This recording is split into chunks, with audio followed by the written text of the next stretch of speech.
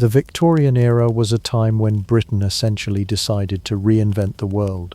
Imagine waking up one day in 1837, hearing Queen Victoria had just been crowned, and then fast-forwarding a few decades, the country had gone from horse-drawn carriages to trains thundering across the countryside, from letters that took weeks to arrive to telegrams that could cross oceans in minutes.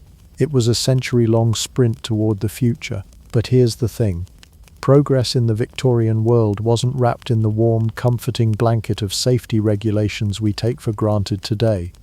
No, progress was a wild experiment where the guinea pigs weren't lab rats, they were people.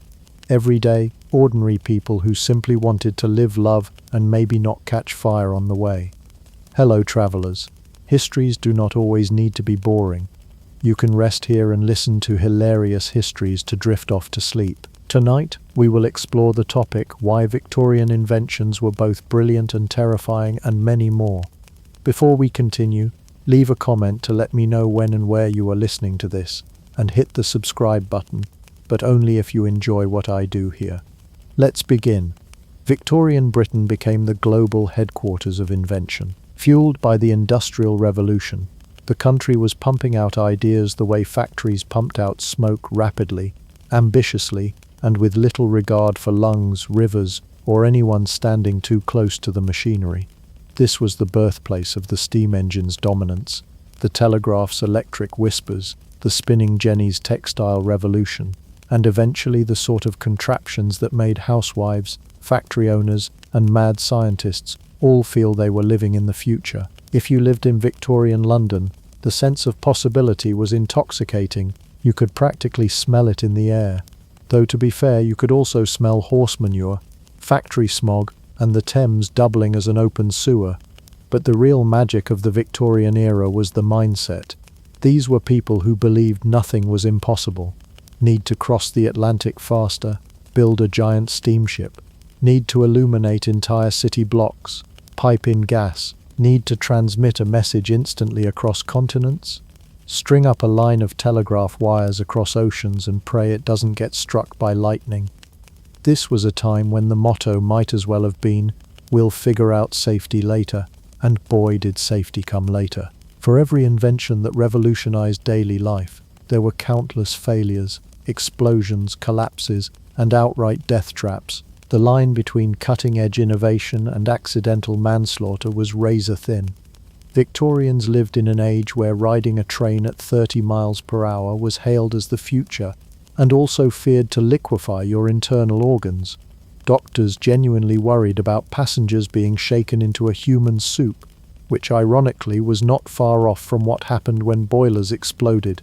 That's the Victorian paradox in a nutshell. Brilliance paired with sheer terror. Inventions changed lives but often threatened them in equal measure. Steam engines could power factories but also had an annoying habit of turning into industrial-sized grenades. New chemical dyes made fabrics dazzling, but many were laced with arsenic, so your party dress doubled as a slow-acting poison. The Victorian world was dazzling and dangerous, often at the same time. Another aspect that makes this era so fascinating is how quickly inventions transformed society. Take communication, for instance. Before the telegraph, sending a message across the Atlantic took weeks. By the mid-1800s, you could send one in minutes. Imagine the whiplash. One year you're writing love letters that may or may not arrive after your intended has already moved on, and the next year you're breaking up with them in near real time.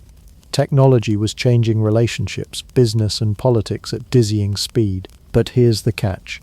When things moved this fast, mistakes were inevitable. Some inventions were so impractical they never left the prototype stage. Others were so dangerous they killed off their inventors before they could be patented. The spirit of the age was that failure was just part of the process. If you blew yourself up in your workshop, congratulations, you had just sacrificed yourself at the altar of progress. Of course, none of this stopped Victorians from idolizing inventors as near gods of their age. Thomas Edison was still years away from electrifying the world, but men like Isambard Kingdom Brunel, who built ships, bridges and railways on a scale never before seen, were national heroes.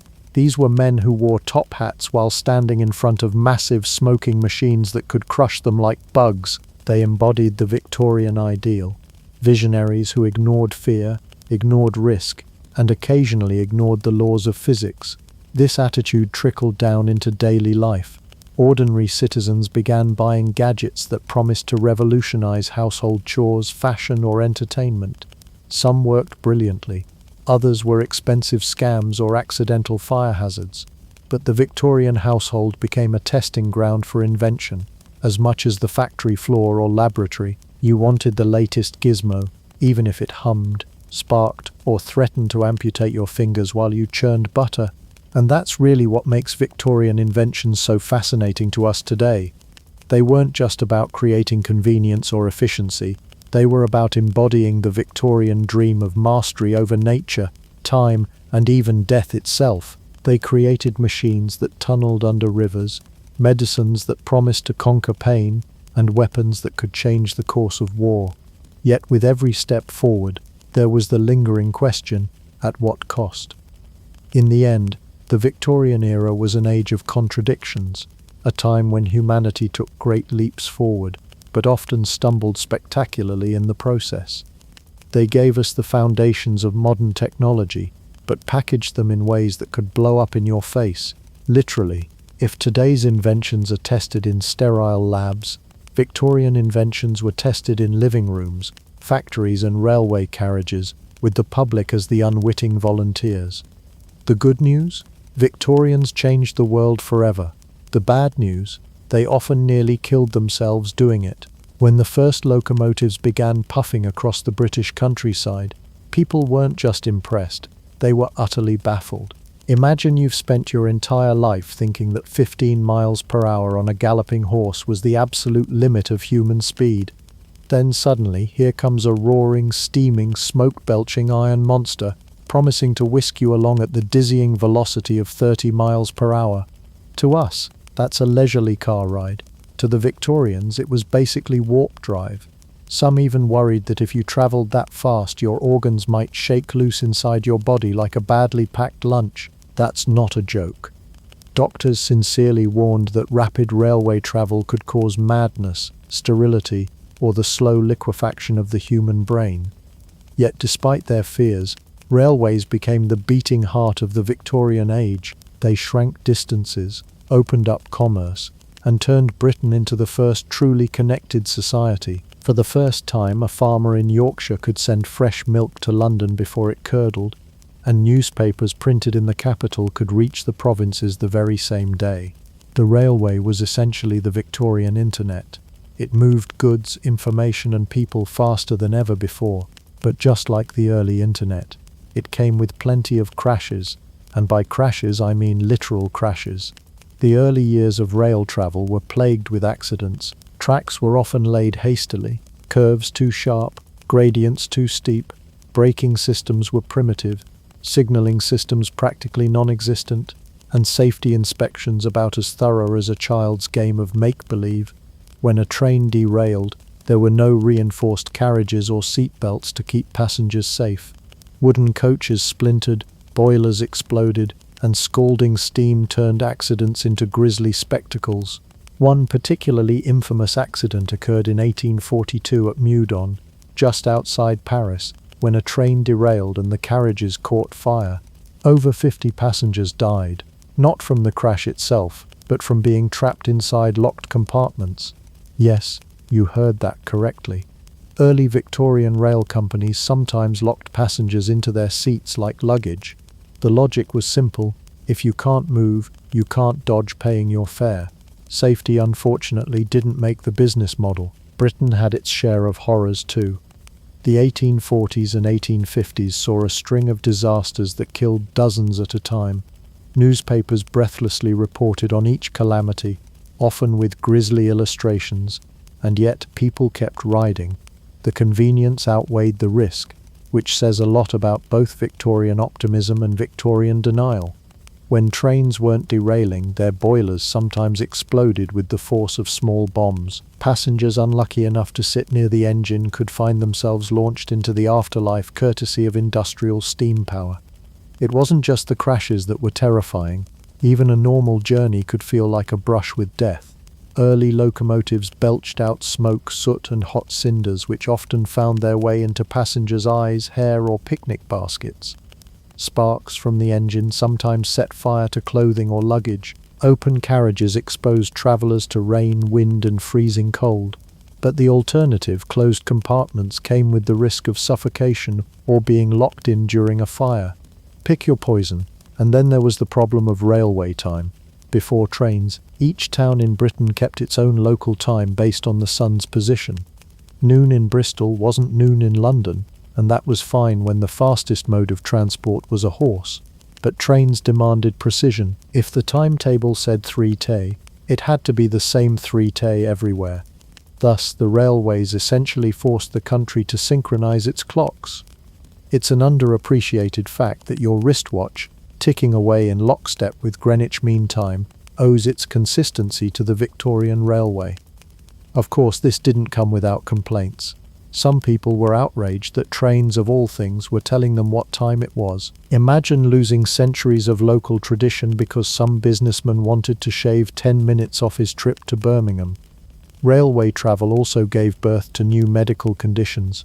One of the strangest was railway spine, a Victorian catch-all diagnosis for the mysterious aches, pains, and nervous disorders that afflicted passengers after accidents. Today we'd call it post-traumatic stress disorder or whiplash, but back then doctors argued whether it was a real physical condition or simply nervous hysteria. Either way, the fact remained, travelling at high speed in rickety wooden boxes left people shaken, both physically and mentally. Still, despite the risks, the railways were wildly popular.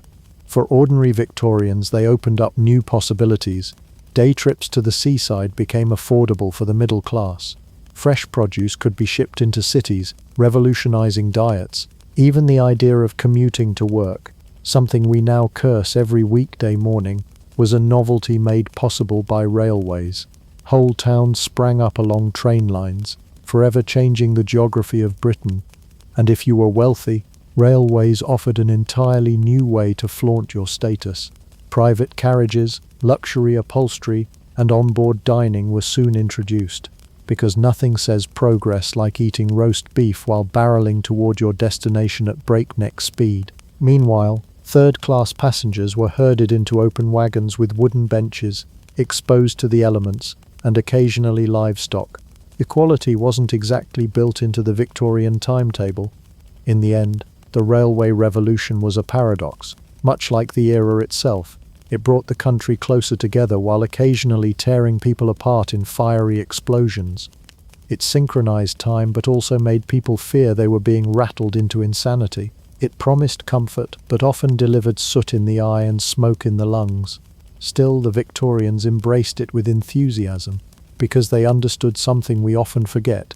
Progress is rarely comfortable, and it's never entirely safe. The good news: you could now travel from London to Edinburgh in a single day. The bad news: you might arrive with railway spine, smelling like a chimney, and missing your luggage. But hey, at least your organs hadn't sloshed out of place yet. Before the Victorian era, lighting your home after dark was a primitive affair. Candles, whale oil lamps, or, if you were fancy, expensive lamps burning a smelly concoction of animal fat. The effect was more dim cave with shadows than bright and cheerful living room. But the 19th century promised to fix all that. Enter gaslighting, the dazzling new technology that promised to banish darkness and make nighttime almost as bright as day. It was revolutionary, it was glamorous, and minor detail, it occasionally blew up your entire house. Gaslighting began to spread through Britain in the early 1800s, and by Queen Victoria's reign it was everywhere. City streets were lined with flickering gas lamps, glowing like pearls in the fog. Theatres and opera houses could illuminate their stages with brilliant effects, wowing audiences with a brightness that made candlelight look pathetic by comparison. And in middle-class homes, piping gas directly into the parlour became the ultimate status symbol.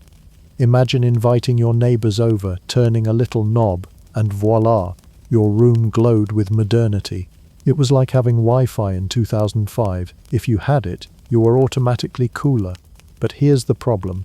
The Victorians had essentially piped highly flammable, pressurized gas into thousands of wooden houses and then lit it on fire indoors. What could possibly go wrong? Leaky pipes were common, maintenance was haphazard, and explosions were frequent enough that newspapers regularly carried stories of homes and businesses reduced to rubble.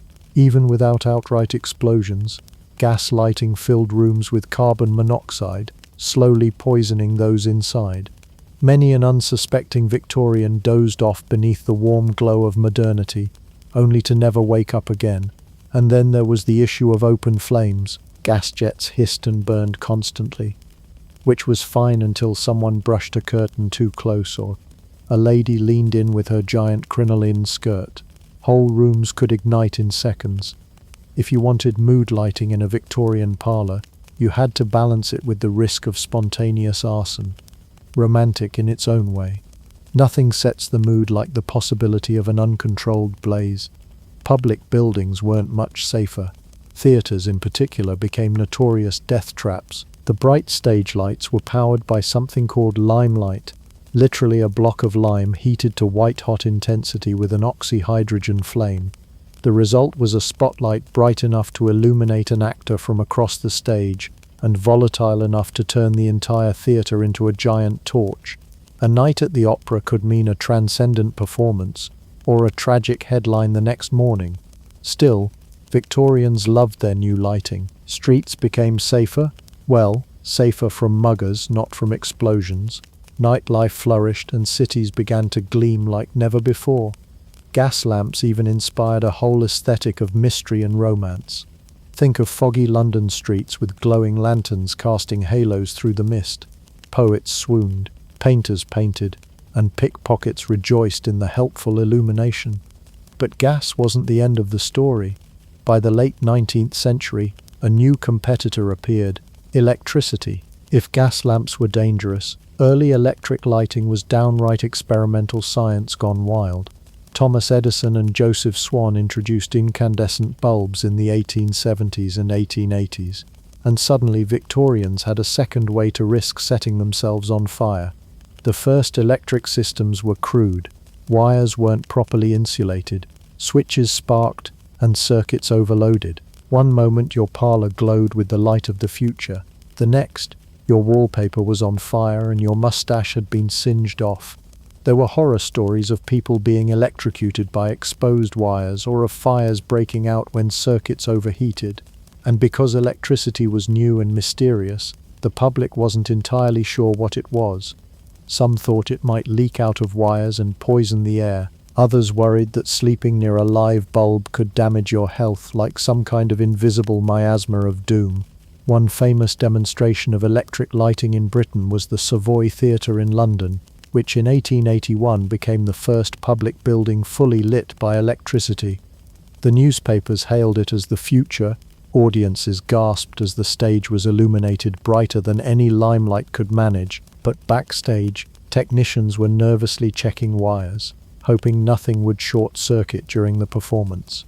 Sitting in the crowd, you might have marveled at the brilliance of modern engineering, while also wondering if you should sit near an exit, just in case the theatre decided to spontaneously combust. Despite the risks, electricity eventually overtook gas as the standard. But in the Victorian era, the two technologies overlapped in awkward ways. Many houses had both, creating a sort of combustible competition. One minute you were bragging about your new electric lamp, the next, your neighbour smugly showed off their gleaming gas chandelier. Progress was messy, competitive, and often flammable. What's remarkable is how quickly people accepted these risks. Yes, your ceiling might explode, or your curtains might catch fire, but the benefits were irresistible.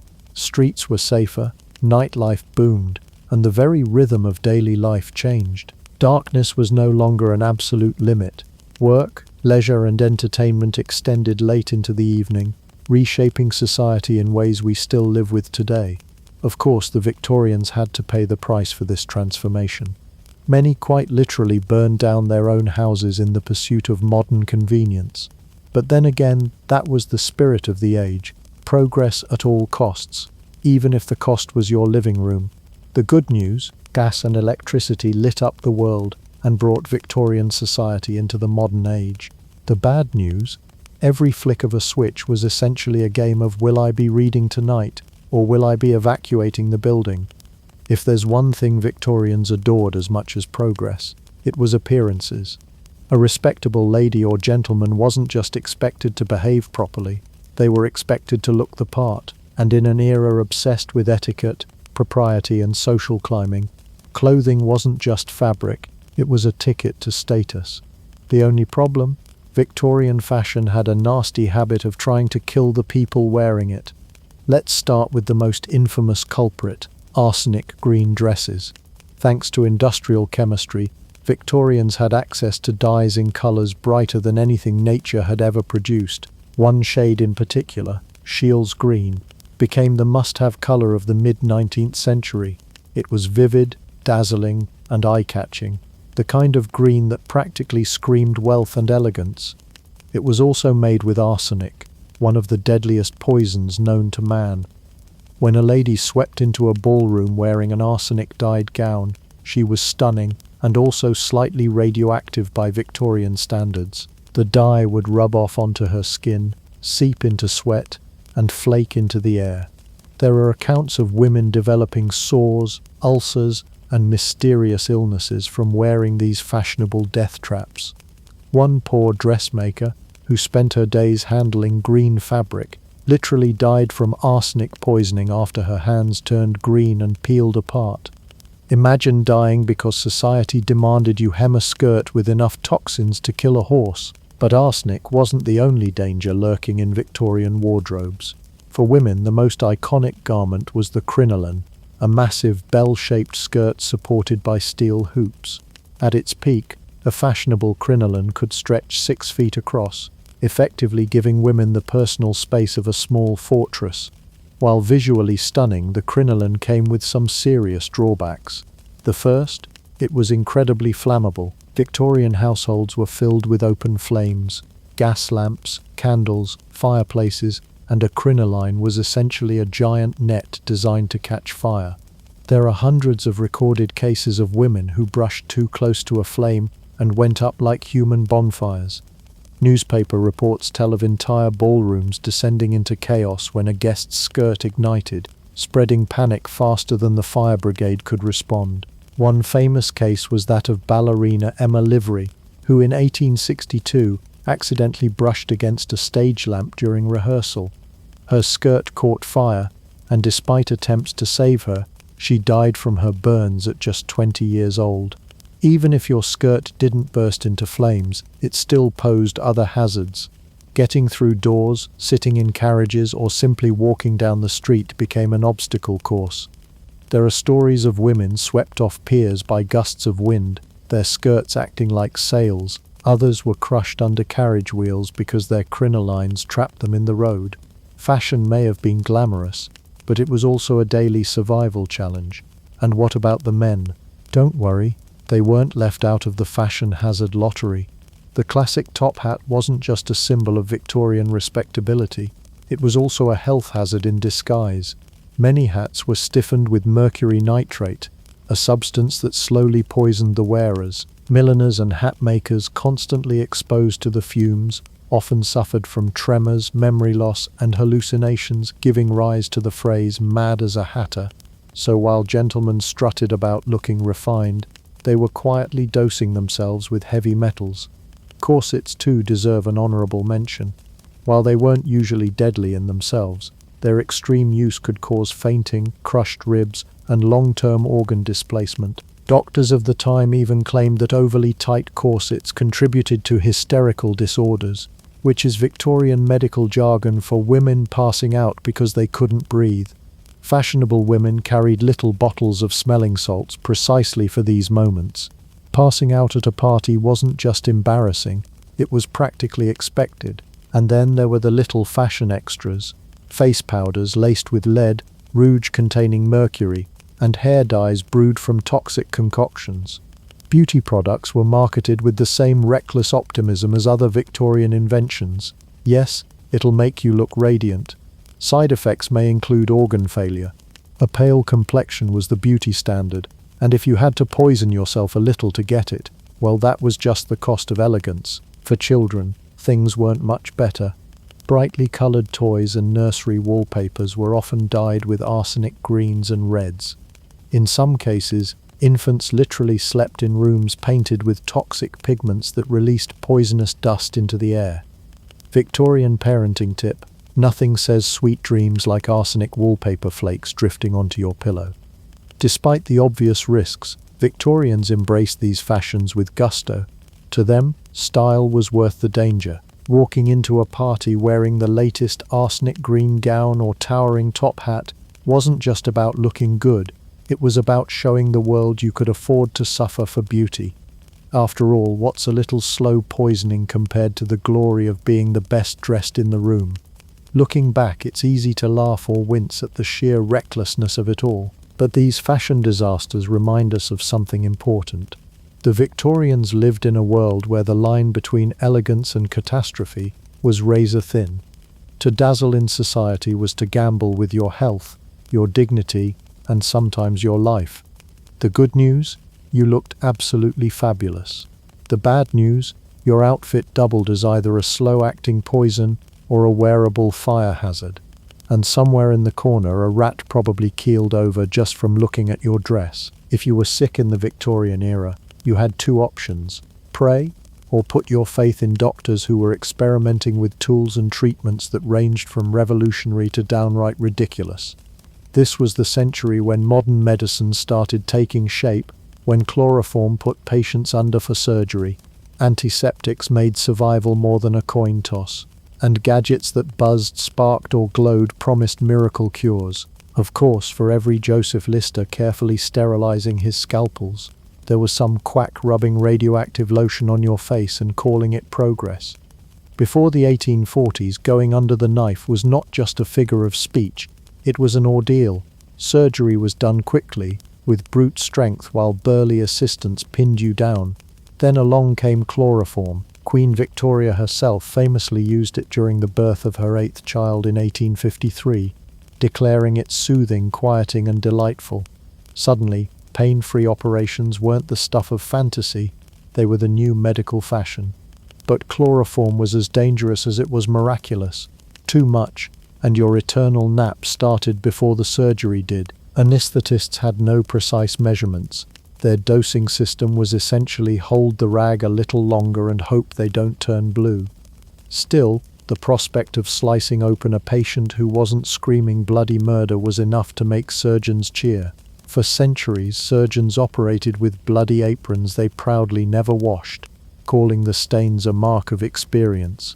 Then Joseph Lister ruined everyone's look in the 1860s by suggesting that germs, tiny invisible things nobody could see, were killing patients.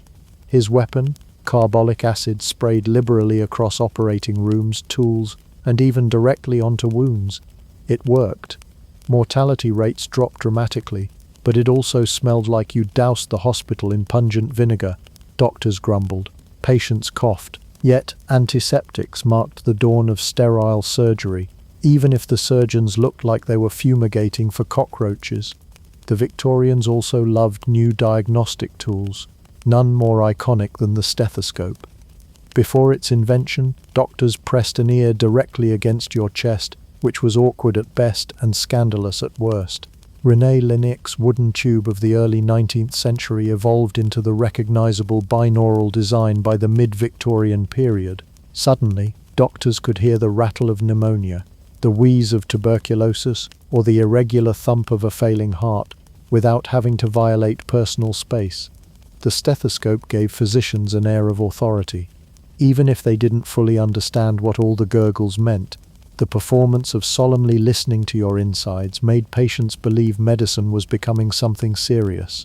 Of course, not all medical innovations were so sound. Electricity was the hot new toy of the century, and Victorians wasted no time strapping patients to electrotherapy machines.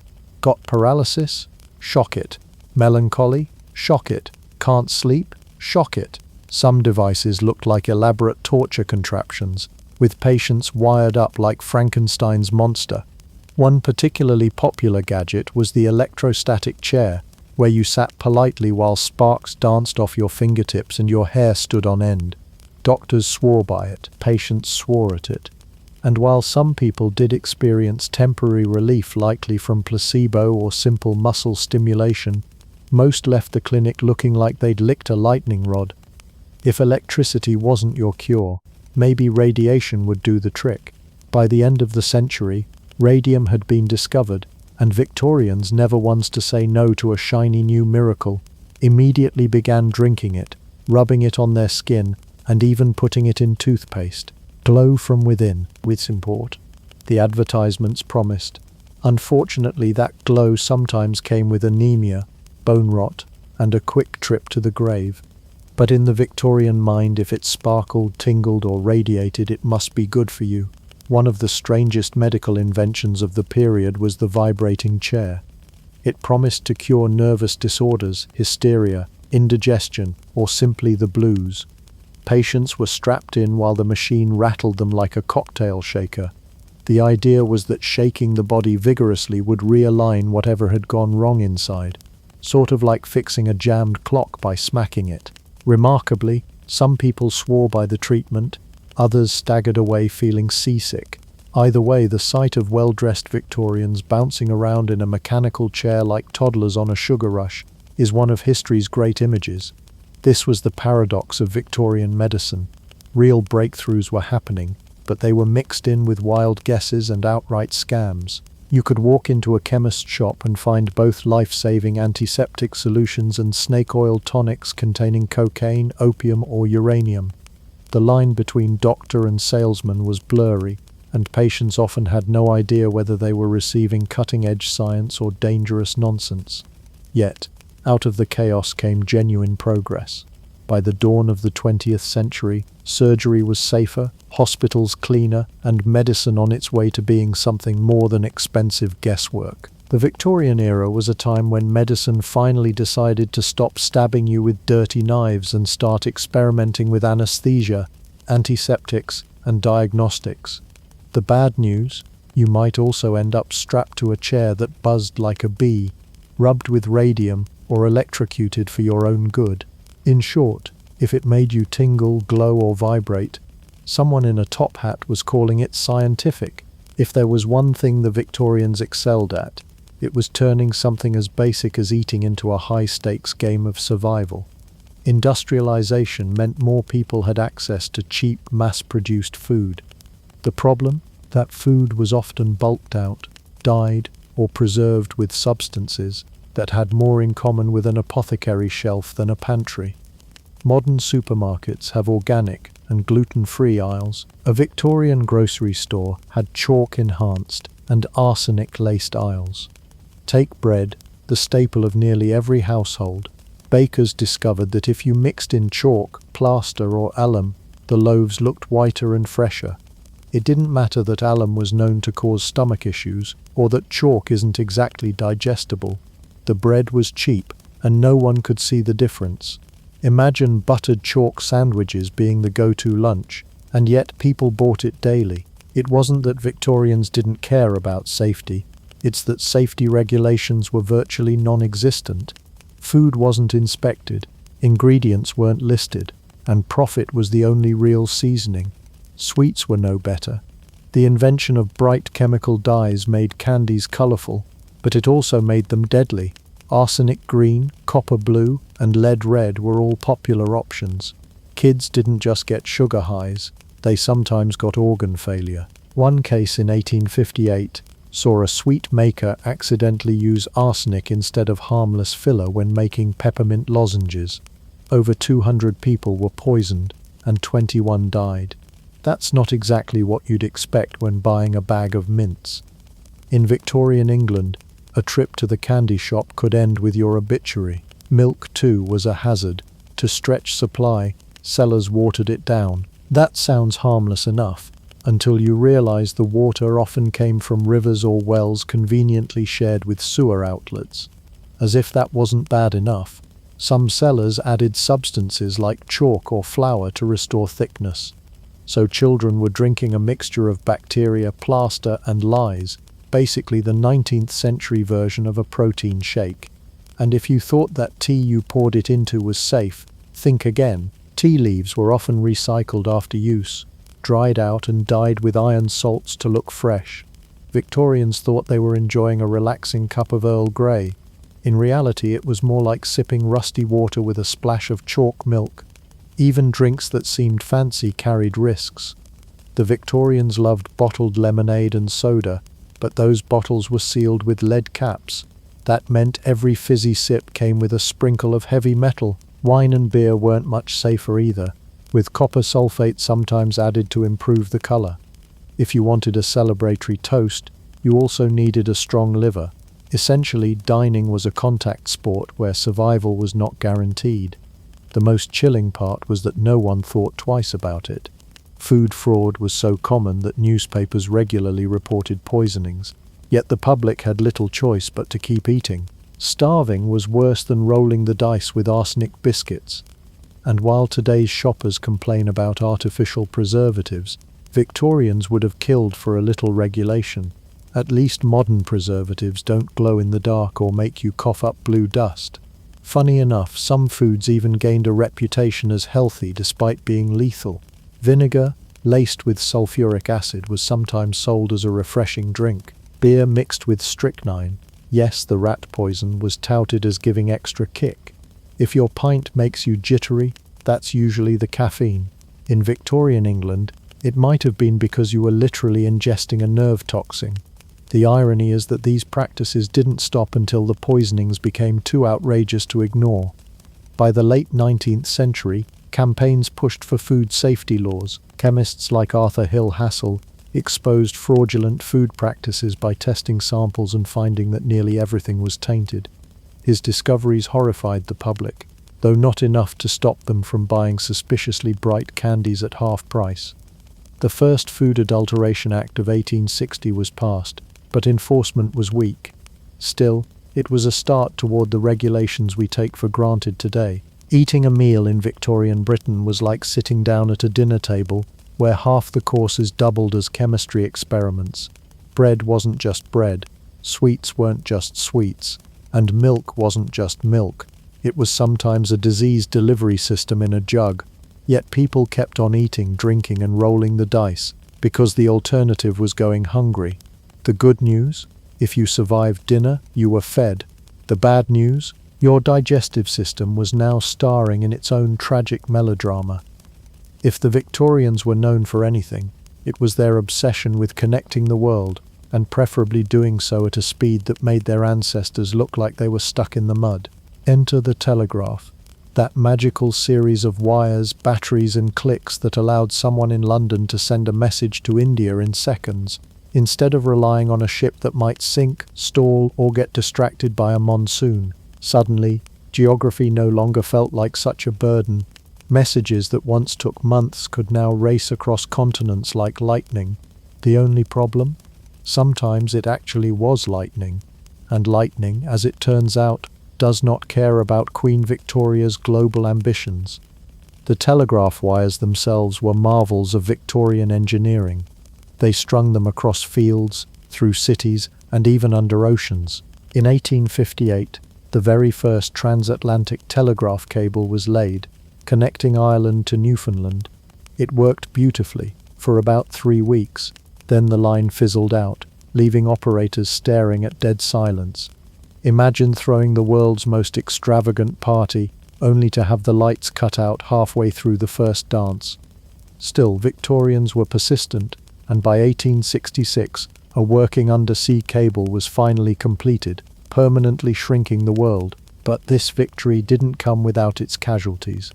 The first issue was simply safety. Telegraph wires often attracted lightning strikes, which, when coursing down a long copper wire, didn't politely excuse itself before reaching the operator. Some telegraphists ended up experiencing far more than just a tingling in their fingers. There are documented cases of operators being literally thrown from their chairs by rogue bolts of electricity. Imagine sitting at your desk, tapping out a message that reads, "Meet at 6, only to be catapulted backward by the universe's rudest RSVP. Then there was the problem of overconfidence in the new technology. With messages flying at never-before-seen speeds, Governments, businesses, and even ordinary citizens began relying on it with a kind of reckless trust. Unfortunately, telegraph lines were fragile. A storm could take them down, wires could snap, and bored farmers occasionally cut them to use the copper for their own projects. Some pranksters even tapped into lines just to send nonsense messages, proving that trolling existed long before the internet. For all the revolutionary power of the telegraph, it was still very much a system held together with wire, hope, and the occasional prayer. Of course, the Victorians did what Victorians always did when confronted with danger. They ignored it and carried on with a stiff upper lip. Operators were trained to handle massive voltages with little more than a pair of gloves. If that, insulation standards were laughable. Early wires often weren't even covered properly, meaning you could be electrocuted by brushing past one on a rainy day. And yet the telegraph expanded relentlessly, stretching across Europe, Asia, Africa, and eventually wrapping the globe in what was essentially the 19th century version of the internet. For ordinary people, this was nothing short of miraculous. A soldier stationed abroad could send news home almost instantly. Businesses could negotiate contracts across oceans. Queen Victoria herself famously sent a telegram across the Atlantic, gushing about the new connection like a monarch with a shiny new toy. The fact that some poor operator might have singed eyebrows while transmitting it was apparently just part of progress. The social impact was massive.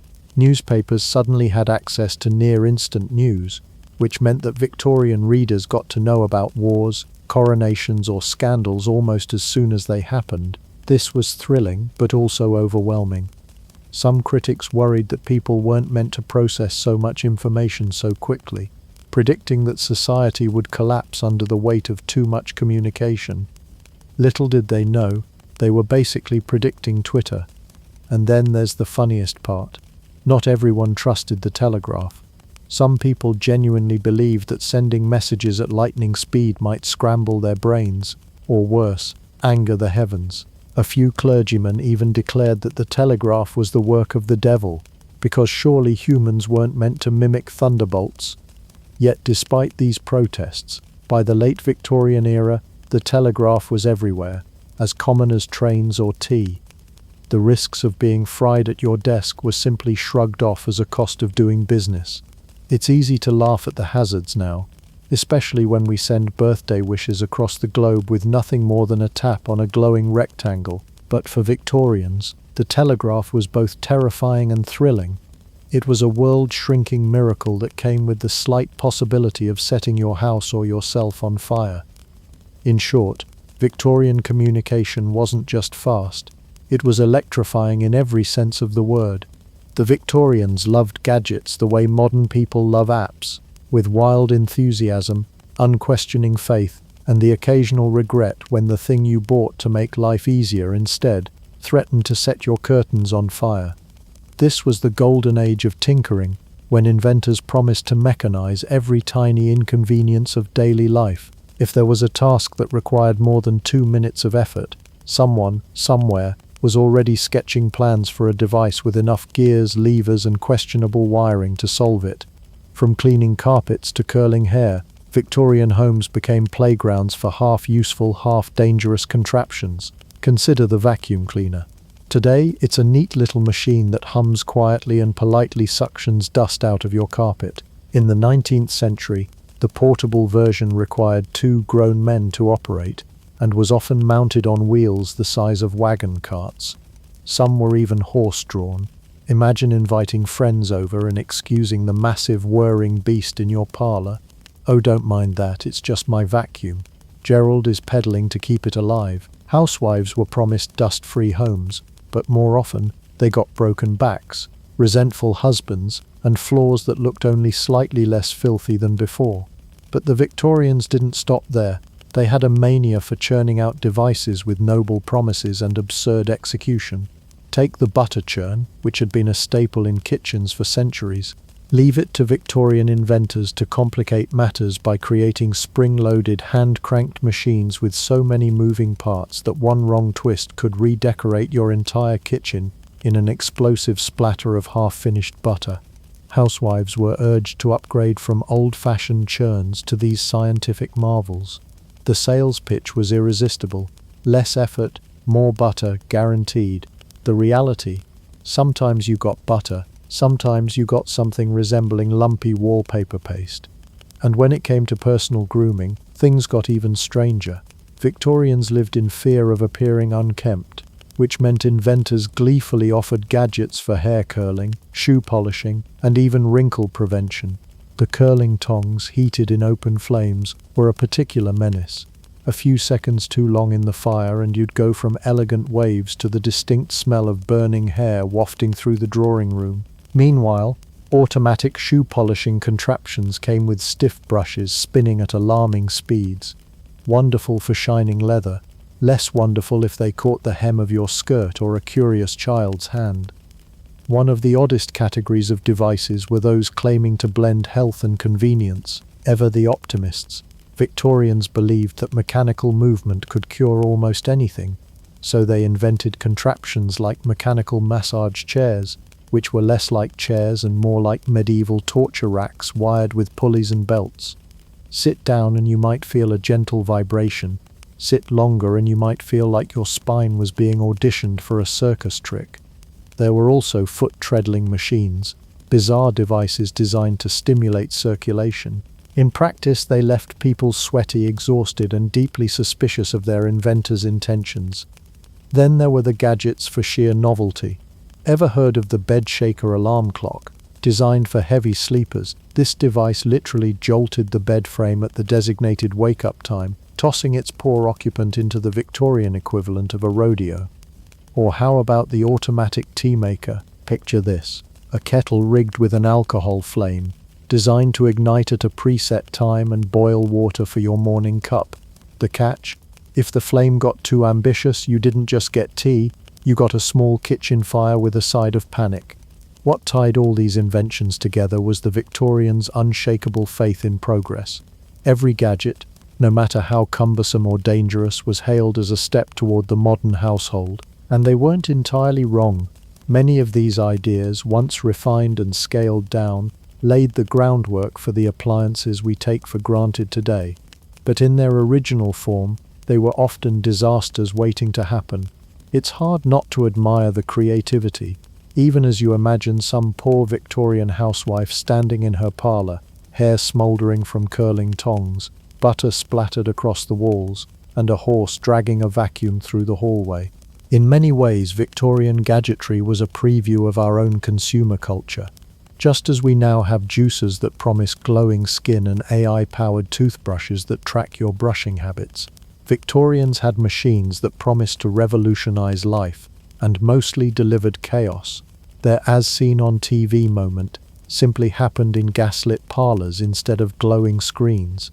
And just like us, they couldn't resist the thrill of the next big thing, even if it meant risking a little bodily harm. If nothing else, Victorian gadgets remind us of a simple truth: convenience always comes at a cost.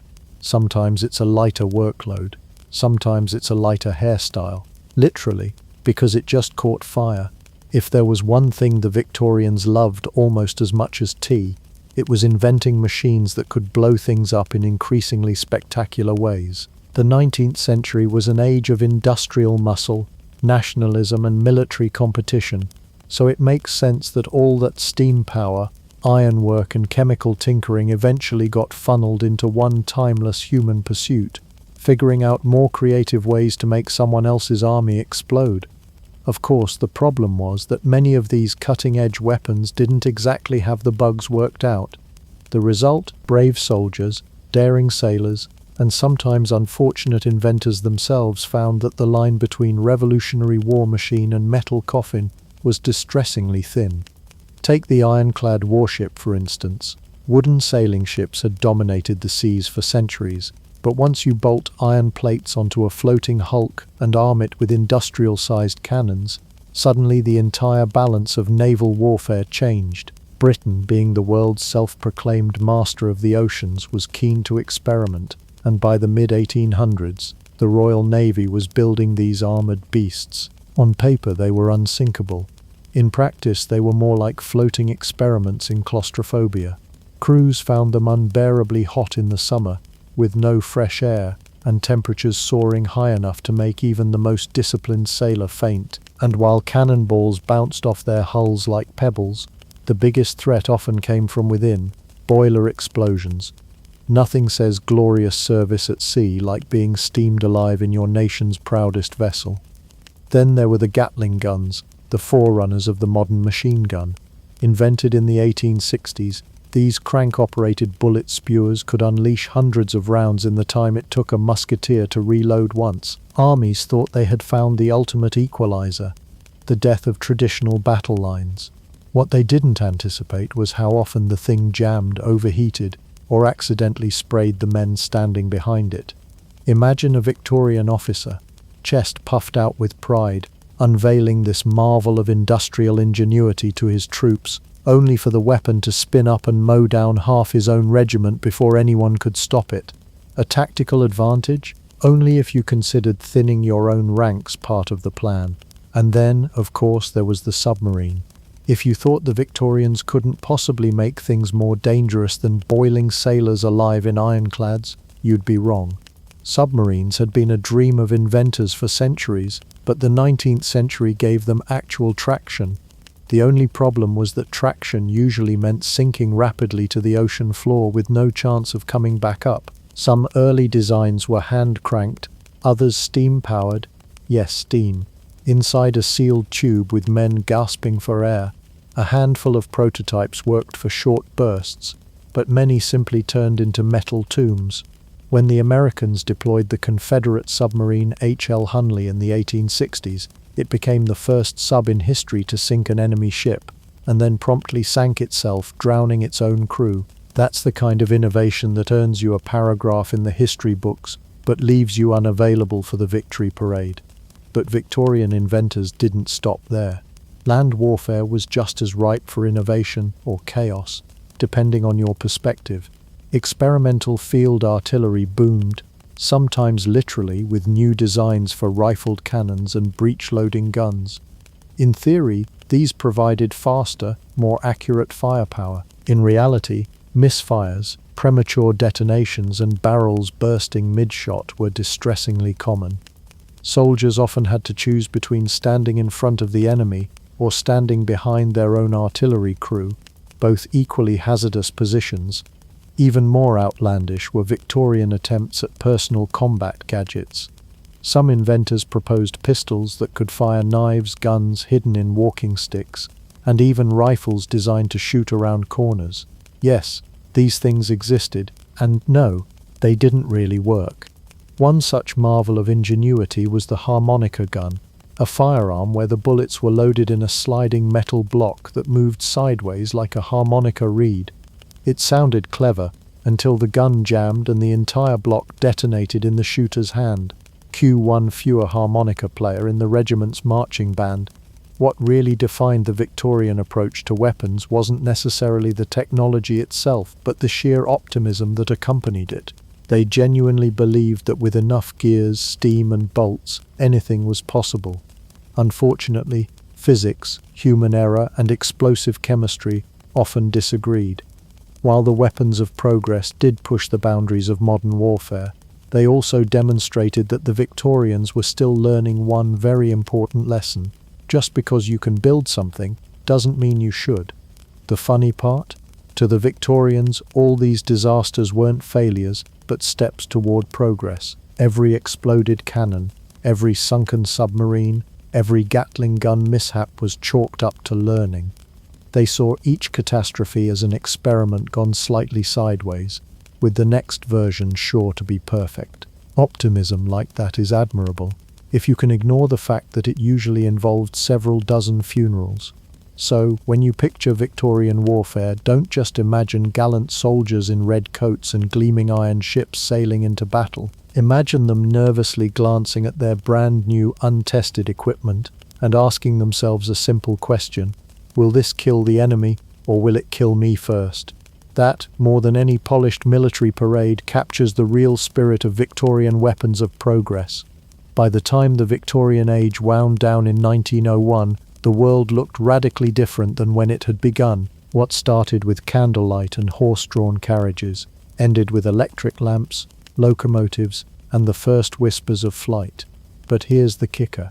Many of the things we now take for granted as modern conveniences only exist because Victorians were brave or foolish enough to strap themselves into prototypes that seemed custom-built to kill them. They were the beta testers of modernity.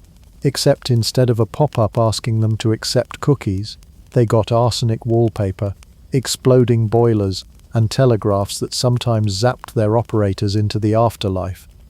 And somehow, through trial, error, and a disturbing number of funerals, society stumbled toward progress. Take transportation.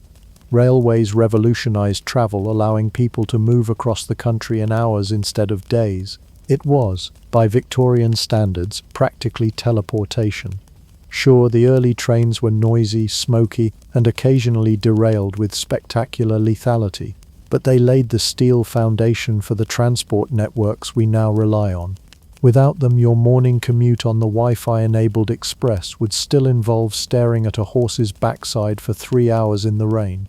Communication tells a similar story. The telegraph was the internet of its day, capable of transmitting news across continents at the speed of lightning, sometimes literally, when bolts from the sky fried the lines, and occasionally the poor soul working the keys.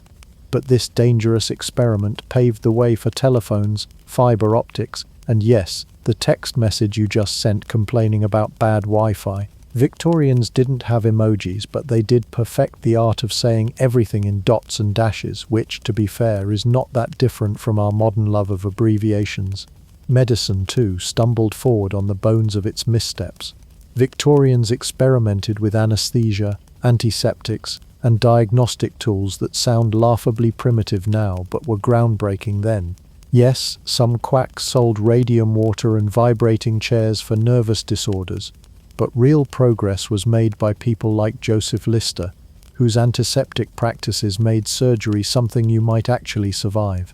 Without these grim experiments, we wouldn't have modern hospitals, where survival odds are a bit better than Victorian roulette with a chloroform-soaked rag. Even the household chaos of bizarre gadgets left a legacy. For every flammable vacuum cleaner or butter churn that looked more like a medieval torture device, there were sparks of genius. Those overcomplicated contraptions reflected a belief that technology could and should make everyday life easier. Today, your smartphone can order groceries, vacuum your floor, and remind you to drink water, all without the risk of setting your dress on fire. In a way, we're living in the Victorian dream, minus the arsenic-dyed curtains. And then there's fashion. While we thankfully ditched the poison gowns and crinolines that doubled as human bonfires, the Victorians left behind a legacy of innovation in textiles and dyes that eventually led to the clothes we wear now. Synthetic colors, safer fabrics, and mass production were all born in an era when people risked looking fabulous even if it killed them. The next time you put on a t-shirt without worrying about slow arsenic poisoning, you can silently thank a Victorian who didn't have that luxury. The weapons of progress, meanwhile, remind us that innovation has always come with an unsettling body count. Victorian engineers dreamed up ironclad ships, machine guns and submarines, most of which were as likely to malfunction as succeed. Yet from those dangerous beginnings emerged technologies that reshaped global power. The Gatling gun eventually evolved into modern automatic weapons, for better or worse, while experimental submarines paved the way for vessels that could cross oceans unseen. Its progress built on misfires, mishaps, and a lot of premature explosions. So what's the grand takeaway? The Victorian era was a crucible of invention, equal parts brilliance and disaster. They gave us trains, telegrams, anesthetics, and electric light, but also poisonous dresses, exploding engines, and more accidental poisonings than you'd expect from a society that prided itself on progress.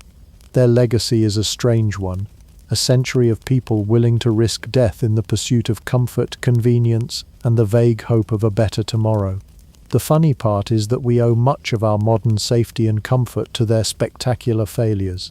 They tripped, burned, poisoned, and occasionally blew themselves up so that we could enjoy a world where instant communication doesn't electrocute us. Our food isn't dyed with arsenic, and our trains come with both Wi-Fi and a fairly low chance of derailment. In short, Victorians walked so we could run, or more accurately, they staggered around in toxic dresses and experimental submarines so we could sit on air-conditioned trains scrolling through memes in peace. Long before chocolate bars were wrapped in shiny foil and advertised by cartoon mascots, cacao had a very different life. It wasn't a treat for a sugar rush, it was closer to holy medicine mixed with financial planning. To the Olmecs, Mayans, and later the Aztecs, cacao wasn't dessert, it was divine. If you could time travel back to 1500 BCE and demand a Snickers, you'd probably get handed a frothy bowl of bitter brown liquid that tasted less like happiness and more like a punishment your dentist would approve of. The Olmecs, living along the Gulf Coast of modern-day Mexico, are credited with being the first people to cultivate cacao, and while they didn't leave us a chocolate cookbook, archaeological evidence suggests they were grinding cacao beans, mixing them with water, and drinking the stuff in religious rituals. Think of it as the world's first energy shot, but without the neon-colored cans or questionable slogans. Their sacred beverage wasn't sweet at all. In fact, it was intensely bitter, often spiced with chili peppers and frothed up until it resembled a foamy potion.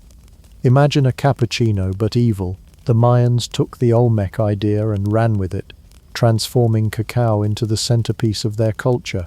For them, cacao wasn't just a drink, it was a direct line to the gods.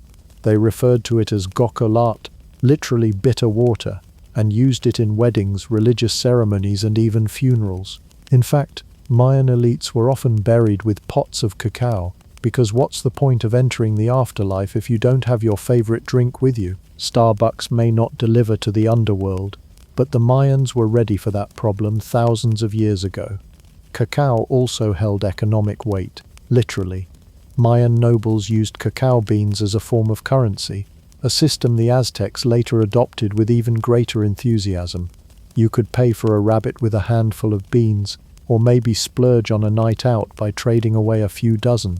One Spanish account from the 16th century noted that a turkey hen was worth 100 cacao beans, while a slave could be bought for several hundred.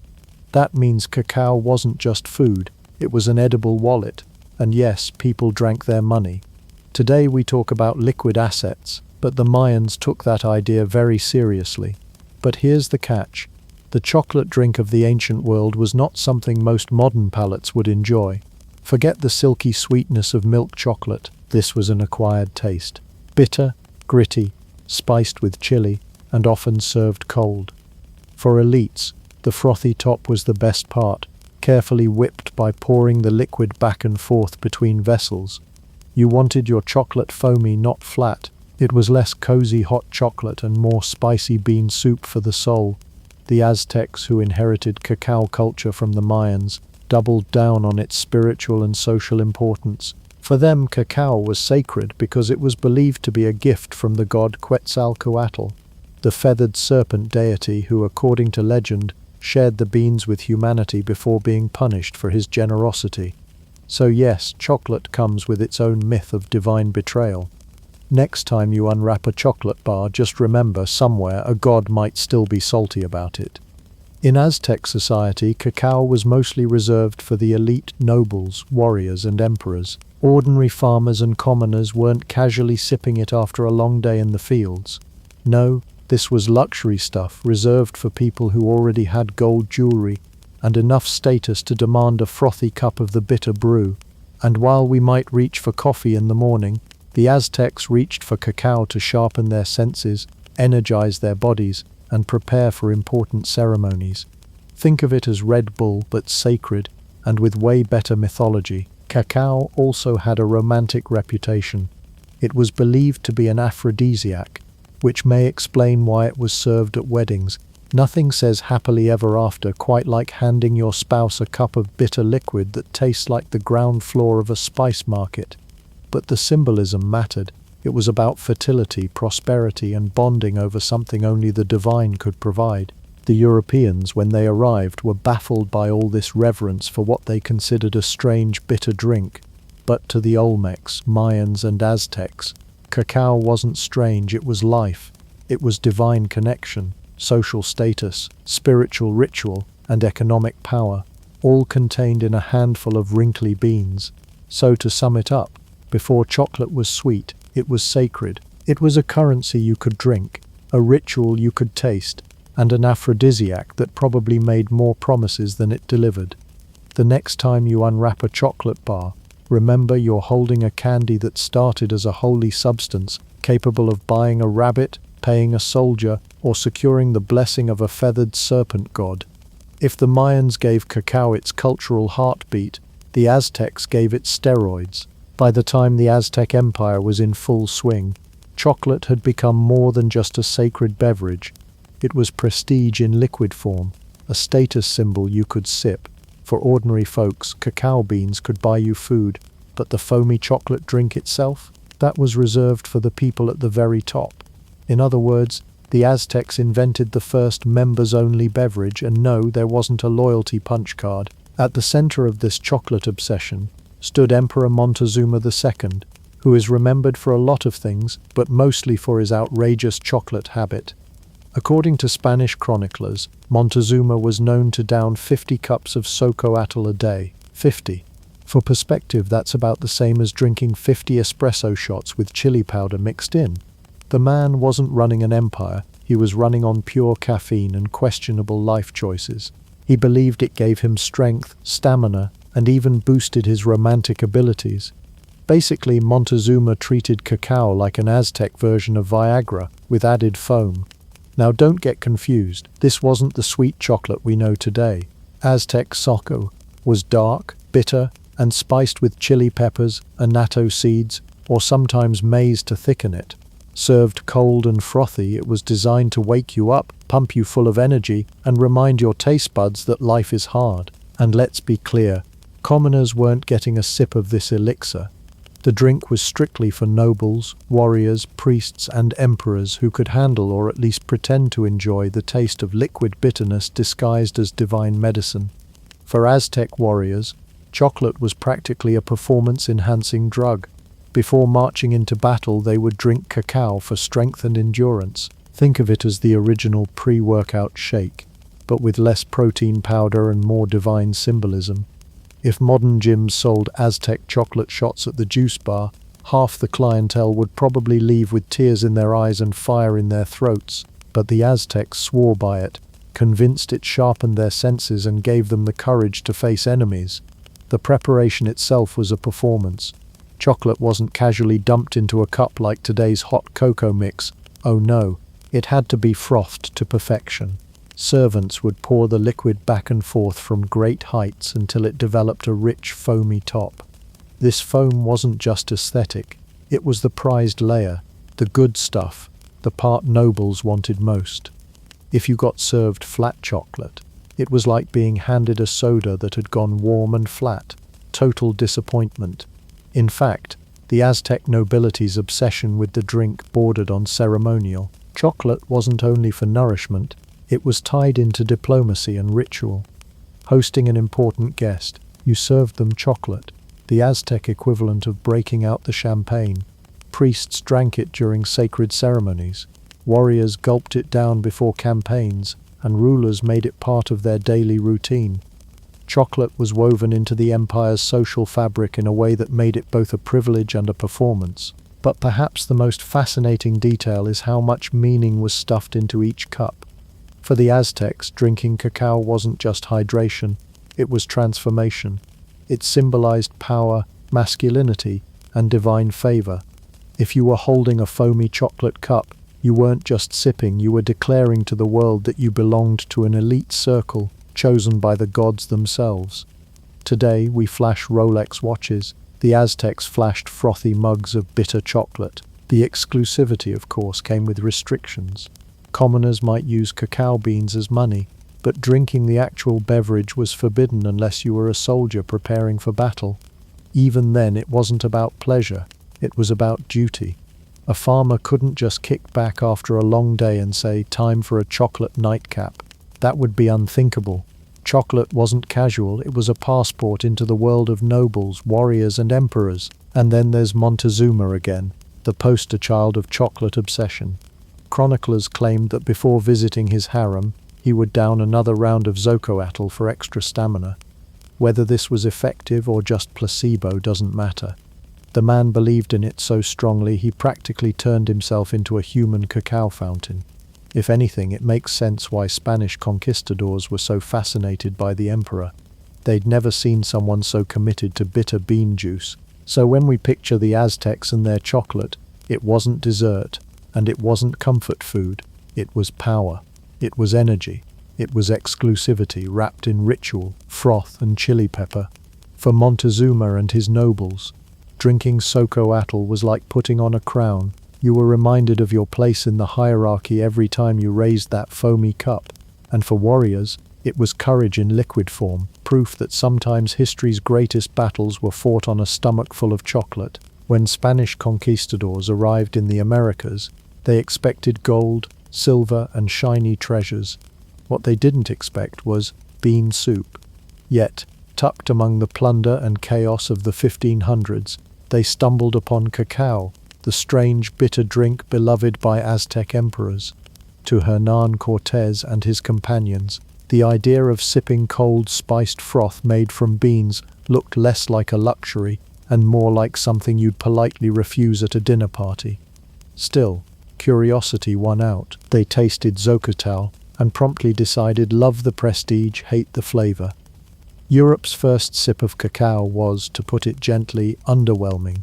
Imagine expecting hot wine or spiced ale, and instead getting a gritty, bitter potion that numbed your tongue and left a chilly burn in your throat. To a Spaniard used to sweet wines and sugar-drenched pastries, Aztec chocolate tasted like punishment disguised as a beverage. But here's the thing about Europeans in the 1500s. When they didn't like something, they didn't toss it out. They just smothered it in sugar until it became palatable. And so the great makeover began. Spaniards took cacao back to Europe and got to work tweaking the recipe. Out went the chili peppers.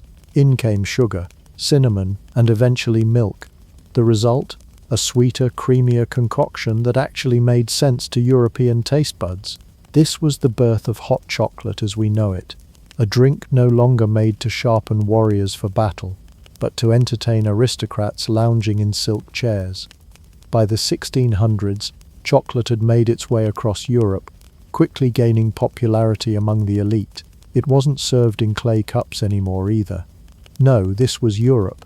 We're talking delicate porcelain mugs with gilded rims. Chocolate had gone from battlefield rations to bougie accessory in less than a century. You weren't anyone in Madrid, Paris, or London unless you could casually sip your steaming cup of sweetened cacao and complain about politics at the same time. For the aristocracy, chocolate wasn't just a drink, it was an event. Wealthy families created entire rituals around its preparation, sometimes using elaborate, specially designed pots with wooden whisks to achieve the perfect froth. The serving of chocolate became a status performance, like showing off a sports car, except the horsepower came from sugar and the whirring froth stick. Doctors of the era even chimed in with their own opinions. Some hailed chocolate as a miracle food that could cure melancholy, aid digestion, and spark romance. Others warned that too much of it overstimulated the nerves and inflamed the passions, which, of course, only made people want it more. The Catholic Church even had to debate whether drinking chocolate broke the fast. Verdict: if it's liquid, it doesn't count. Thank heavens for loopholes. The craze spread so quickly that by the 17th century chocolate houses were popping up across Spain and Italy, then France and England. These were not places for peasants to grab a casual sip. Chocolate was far too expensive for that. Instead, they became the domain of the wealthy and ambitious, who gathered in candlelit rooms to sip their frothy cups and gossip about court politics. If coffee houses were where revolutions brewed, chocolate houses were where scandal simmered. And then came France, which took chocolate enthusiasm to an entirely new level. King Louis XIV's court at Versailles was drenched in chocolate culture. His wife Maria Theresa of Spain was particularly fond of it, and introduced it to the French court, where it became a sensation. Soon chocolate wasn't just a drink, it was fashion. Recipes included vanilla, jasmine, even ambergris, yes, the stuff from Wales. If you thought pumpkin spice lattes were over the top, wait until you've tried Royal Whale Musk hot chocolate. Chocolate's makeover wasn't just culinary, it was cultural. By softening it with sugar and dressing it up with cinnamon and vanilla, Europe turned cacao from a sacred ritual drink into a symbol of sophistication. It became tied to luxury, refinement, and the leisurely life of the upper classes. Drinking chocolate was no longer about channeling divine energy.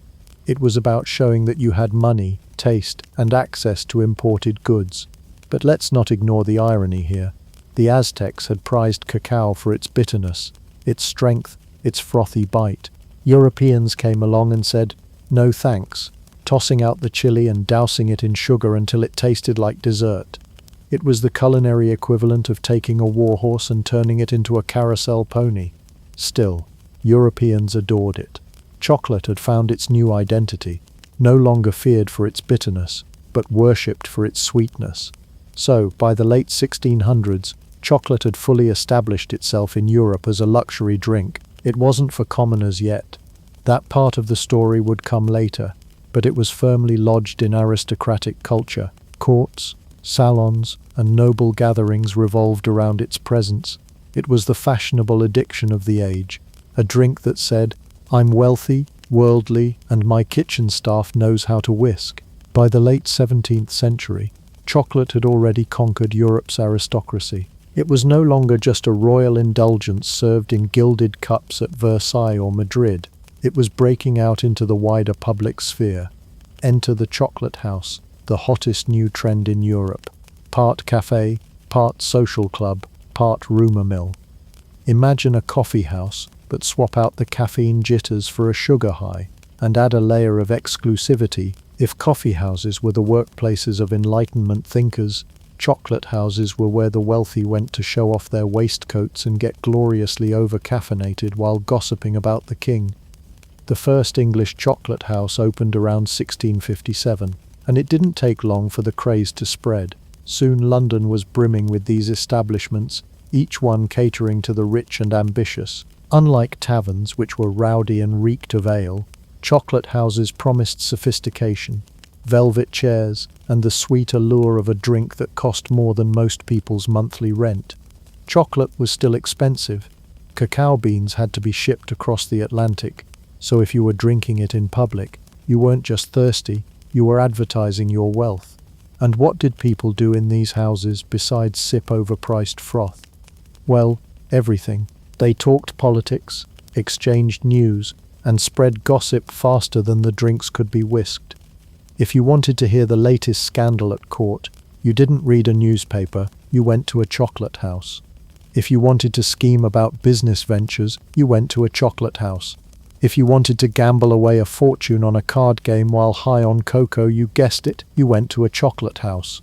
One of the most famous was White's Chocolate House, established in London in 1693. Originally known for its fancy chocolate drinks, White's quickly gained a reputation for gambling, intrigue, and scandal. Aristocrats would sit for hours, wagering staggering sums of money while sipping their steaming mugs. White's became less a cafe and more a casino in disguise, with chocolate as the cover charge. Rumor had it that fortunes were lost overnight, sometimes in a single bet, all while the froth in the cup still held steady. If Las Vegas had a polite older cousin in a powdered wig, it was the chocolate house. These establishments weren't just about fun, they were political hotspots. Members of Parliament, nobles, and influential figures gathered to argue policy, trade secrets, and sometimes hatch schemes. Coffee houses may have been called penny universities for their role in spreading Enlightenment ideas, but chocolate houses were where elites networked, cut deals, and occasionally plotted treason between sips. They were part social club, part stock exchange, part shadow government. The excitement got so intense that some rulers grew nervous. Chocolate was stimulating, both physically and socially. Doctors warned that it overheated the blood, excited the nerves, and made people a little too enthusiastic. One 17th century physician even compared excessive chocolate drinking to taking a spark in tow, a poetic way of saying, "This will make you way too hyped." Governments worried that chocolate-fueled conversations could spiral into conspiracy, and in some cases they weren't wrong. Whenever people gathered in large numbers to drink something that made them feel sharper, more awake, and a little rebellious, the authorities got twitchy. In fact, several rulers considered banning chocolate altogether, not because it was unhealthy, though doctors insisted on that point, but because it was socially disruptive.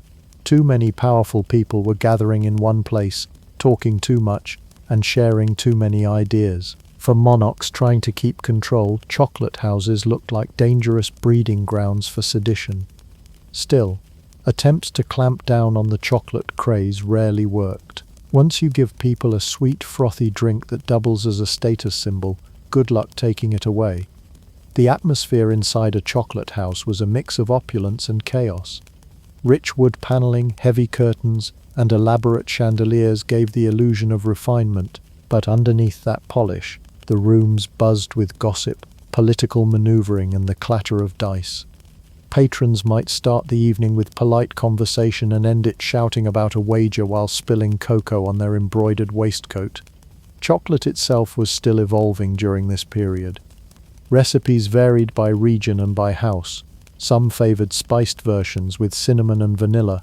Others pushed for richer, creamier versions using more sugar and milk. But regardless of flavor, the drink's reputation remained the same: indulgent, expensive, and dangerously fun. For ordinary people walking past the doors of these establishments, chocolate houses were tantalizing mysteries. You could smell the sweetness wafting from inside, but unless you had the money to afford a cup and the connections to be welcomed, you weren't getting in. Chocolate remained, for now, an elite indulgence wrapped in exclusivity. What's fascinating is how chocolate's role in these houses wasn't just culinary. It was cultural fuel. The very act of gathering over chocolate shaped conversations, alliances, and scandals that influenced society. Without realizing it, Europe had turned a Mesoamerican sacred drink into the social lifeblood of its own elite culture. If the Aztecs and Mayans treated cacao as sacred, and Europeans in powdered wigs treated it as liquid luxury, then the Industrial Revolution took one look at chocolate and said, "Let's crank this out by the ton and sell it to literally everyone." This was the century when chocolate stopped being a privilege of emperors and duchesses, and instead became the thing you could bribe your children with to stop crying in church. In short, chocolate went mainstream. The breakthrough moment came in 1847, when Fry & Sons, a British family firm, decided to push the boundaries of dessert science. Until then, chocolate was mostly a drink, thick and oily, something you sipped with sugar and maybe some spice. But the Frys figured out a way to mix cocoa butter, cocoa powder, and sugar into a moldable paste. Suddenly, chocolate could be eaten in solid form. The chocolate bar was born. Now, if you're thinking, big deal, it's just a bar, consider this. That little rectangle was the iPhone of its day. It was portable, easy to hold, and endlessly addictive. Before Fry & Sons, eating chocolate meant booking a salon appointment with aristocrats and pretending to enjoy witty poetry readings. After Fry & Sons, you could unwrap joy on your lunch break. But the real industrial fireworks came a few decades later, when names you've definitely seen in the grocery store aisle got involved. Enter John Cadbury, the Quaker businessman, who believed chocolate was not only delicious but morally superior to alcohol. His solution to society's drinking problem? Hand out more chocolate. Forget "say no to beer." Cadbury's slogan might as well have been "say yes to cocoa." He and his sons expanded the business, packaging cocoa powder and eventually creating the very first boxed chocolates in 1868. Yes, that heart-shaped Valentine's Day cliché started right there. Then came Henri Nestlé, a man whose greatest gift to humanity was combining powdered milk with chocolate, creating the first proper milk chocolate in the 1870s. This was revolutionary, because milk chocolate tasted smoother and sweeter, and suddenly, even people who wrinkled their noses at bitter dark chocolate were on board. Nestlé basically gave the world training wheels for chocolate. Across the border in Switzerland, Rodolph Lindt invented the conching machine in 1879. Now that sounds like an aggressive farming tool, but in reality, it was the secret to making chocolate silky instead of gritty. Before Lindt, eating chocolate could feel like chewing on flavored sand. After Lindt, it was smooth, melt-in-your-mouth bliss. He didn't just invent chocolate as we know it. He invented the texture of happiness. And of course, no Industrial Revolution chocolate story is complete without Milton S. Hershey. In the late 19th century, Hershey looked at the European chocolate boom and thought, what if America had its own? He started mass-producing chocolate bars in Pennsylvania, sold them cheap, and marketed them hard. Soon enough, the Hershey bar wasn't just candy, it was patriotism wrapped in silver foil. Soldiers were issued Hershey's in rations during World War I and World War II, because nothing says fight for freedom quite like a sugar rush. By the turn of the 20th century, chocolate had become a democratic pleasure, no longer confined to kings, queens, or salon-goers. It was available to factory workers, school children, and harried mothers who needed 5 minutes of silence. Chocolate went from being a symbol of wealth and status to the universal language of treat yourself. Of course, the industrial boom didn't just sweeten the palate, it also changed the economics of chocolate. The production scale required massive amounts of cacao, and European companies turned to colonies in Africa and South America for cheap supplies. This was the shadow side of chocolate's golden age. Behind the shiny wrappers and cheerful adverts were workers, often children, laboring in harsh conditions to keep prices low and production high. In other words, chocolate's industrial revolution was both a triumph of innovation and a reminder that progress often comes with a bitter aftertaste. But for consumers, this was the dawn of the chocolate-saturated world we still live in today. Imagine the 1800s, when for the first time a kid could nag their parent at a store and walk away with a bar of Cadbury, a tin of Fry's Cocoa, or later a Hershey's Kiss. Entire marketing empires were built on the promise that chocolate wasn't just food, it was happiness, romance, energy, even moral uplift. Funny beats practically write themselves here. For instance, for the first time in history you could hand a child a chocolate bar instead of a lecture. Progress, industrial chocolate meant you didn't have to be a king to enjoy it, just have a spare coin and a sweet tooth. And perhaps the best part, thanks to milk chocolate, your grandmother could finally stop pretending she liked the bitter stuff. So the Industrial Revolution gave us railways, factories, steam engines, and also the humble chocolate bar. And between the locomotives and the looms, it's probably safe to say the chocolate bar had the longer-lasting cultural impact. After all, nobody sneaks into the kitchen at midnight craving a steam engine. By the 20th century, chocolate was no longer a guarded treasure of emperors or the elite drink of powdered wig aristocrats. It had marched boldly into the modern age, wrapped in foil and sold to the masses. And as the world itself plunged into chaos with 2 global wars, chocolate found an unlikely role, not as a battlefield strategy or a weapon, but as a morale booster, ration, and symbol of comfort. Soldiers may not have had clean socks, but they had chocolate, and sometimes that was enough. When the First World War erupted in 1914, governments scrambled to keep soldiers fed, energized, and slightly less miserable. Enter the chocolate bar. In Britain, Cadbury produced chocolate for soldiers' ration packs, while the French included chocolate in military provisions as a morale builder.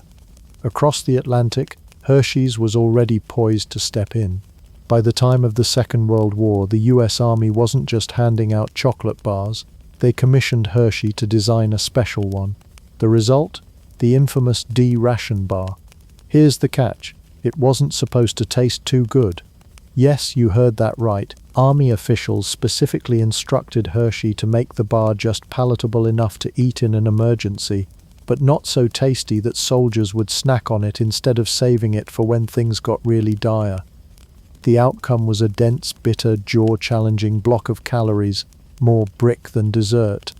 Soldiers nicknamed it Hitler's secret weapon because of the digestive distress it caused. Still, it did the job. Portable energy, sugar for a quick hit, and psychological comfort tucked neatly into a khaki pocket. Meanwhile, European soldiers were just as eager for their share of sweet relief. Swiss troops had access to Nestlé's condensed milk chocolate, while Germans distributed chocolate products through military supplies. Even in the darkest trenches, a bite of chocolate provided a fleeting reminder of home and normal life, proof that comfort sometimes comes in cocoa form. Once wars ended, chocolate companies faced a new challenge, turning battlefield rations into peacetime cravings. The solution? Advertising. Lots and lots of advertising. The early to mid-20th century saw chocolate companies flood newspapers, posters, and eventually radio and television with carefully crafted messages. Chocolate wasn't just food anymore. It was romance, kindness, and even patriotism. Nestlé ads promised warmth and nourishment. Cadbury's campaign showed happy children clutching their dairy milk bars as though each bite were a hug from mum. And Hershey, they practically crowned themselves the great American chocolate bar, a phrase that stuck. But chocolate didn't just become the treat of childhood, it was spun into an adult indulgence too. Marketers tied it to sophistication, luxury, and most memorably romance. Boxes of chocolates, wrapped in ribbons, became a staple Valentine's Day gift, the edible equivalent of roses. Thanks to advertising, handing over chocolate was no longer just feeding someone, it was a declaration of love, or at least a sugary apology. By the mid-20th century, chocolate had taken on an identity beyond mere snack. It was there when you celebrated, when you mourned, when you needed energy to finish a late-night project, and when you wanted to bribe a toddler into silence. It became the universal comfort food, always ready to deliver a dopamine hit in exchange for sticky fingers. And let's not ignore its double life as both an everyday indulgence and a guilty pleasure. Doctors may have warned about overconsumption, but that didn't stop the marketing machine. Chocolate could be sold as wholesome milk chocolate as a source of calcium, energizing, perfect for athletes, or simply irresistible. In other words, whatever your excuse, there was a chocolate bar ready to justify it. Soldiers got chocolate bars in their rations, because nothing says good luck in the trenches like a Hershey's. The bitter ration bars may have been barely edible, but they carried an emotional weight no stew pot or army biscuit could manage. Imagine chewing through a block designed to be survival only, while wishing you had your grandma's brownies instead. Still, compared to stale hardtack, it was practically ambrosia. And then of course there's the ad revolution. Chocolate became the ultimate multitasker. Snack, bribe, love letter, survival tool. From ration packs to romantic gestures, chocolate managed to do everything short of paying rent. Soldiers in wartime trenches and post-war teenagers in drive-ins alike knew the comfort of tearing open a wrapper and tasting instant joy. By the late 20th century, science caught up with the cravings. Researchers revealed that chocolate's unique cocktail of sugar, fat, caffeine, and theobromine gave it mildly addictive qualities, not unlike a legal sweetened stimulant. Of course, nobody needed a PhD to confirm what chocolate lovers already knew. It was really hard to stop at one bite. What began as a bitter, sacred drink in Aztec temples had now become a worldwide obsession, carried in pockets, purses, and vending machines. Wars, advertising, and cravings had catapulted it into a cultural cornerstone. Something you didn't just eat but built holidays, rituals, and entire industries around. Chocolate wasn't just global, it was unstoppable. And while armies may have once carried it for survival, by the 20th century civilians carried it simply because life is better with chocolate in it. Chocolate has had a longer and more dramatic career than most monarchs. Born as a sacred drink of gods and warriors, it strutted through palaces, whispered through gossip-filled chocolate houses, and marched into the Industrial Revolution to emerge wrapped in foil and sold at every corner store. Today, whether you grab a bar at a gas station or order a molten lava cake at a five-star restaurant, you're participating in a ritual that began thousands of years ago, except now the gods have been replaced by vending machines and priests by cashiers who would really prefer exact change. The Mayans and Aztecs treated cacao with religious reverence. To drink chocolate was to sip a piece of the divine. Fast forward to the 21st century, And it's what you eat when Netflix asks if you're still watching. Yes, Netflix, and stop judging me. What changed? In short, everything. Chocolate went from spiritual to industrial, elite to everyday, but its core identity, that magical mix of bitterness and sweetness, survived every cultural makeover. It has adapted to every century's demands like a shape-shifting celebrity who just won't leave the headlines. One of chocolate's biggest modern twists is its role in globalization. Once a bean grown in Mesoamerica, cacao is now farmed across equatorial regions, from Ghana to Indonesia. These plantations supply an industry worth tens of billions annually. That Hershey's bar at the checkout counter, it has traveled a longer path than most of us will this year. But while the global reach is impressive, the ethics are sticky. The chocolate industry has faced serious criticism over labor conditions, child workers, and unfair prices for farmers. Enter fair trade chocolate, the modern attempt to give farmers a better deal and consumers a cleaner conscience. Nothing like enjoying a sweet treat while convincing yourself you're also saving the world, one truffle at a time. And then there's the health drama. For centuries, doctors couldn't decide whether chocolate was medicine or poison. 17th century physicians prescribed it as a cure for everything from melancholy to digestion troubles. Today, nutritionists squabble over whether dark chocolate counts as a health food or just a slightly less guilty pleasure. The internet is no help. One day a headline promises that chocolate boosts brain power, lowers blood pressure, and makes you live forever, and the next day another article insists it's basically candy-coated doom. The truth? A little is fine. 50 cups a day, Montezuma style, call your cardiologist. But no matter the scandals, chocolate has cemented itself as one of humanity's favorite foods. It's the universal diplomat, bridging gaps between cultures, age groups, and social classes. Children demand it at Halloween, lovers exchange it on Valentine's Day, and stressed-out office workers hoard it in desk drawers like emergency survival rations. Chocolate is there for birthdays, breakups, bribes, and late-night cravings. Honestly, if aliens land tomorrow, we'd probably greet them with a basket of assorted chocolate bars just to prove we're civilized. Of course, chocolate's versatility doesn't stop at the snack bar.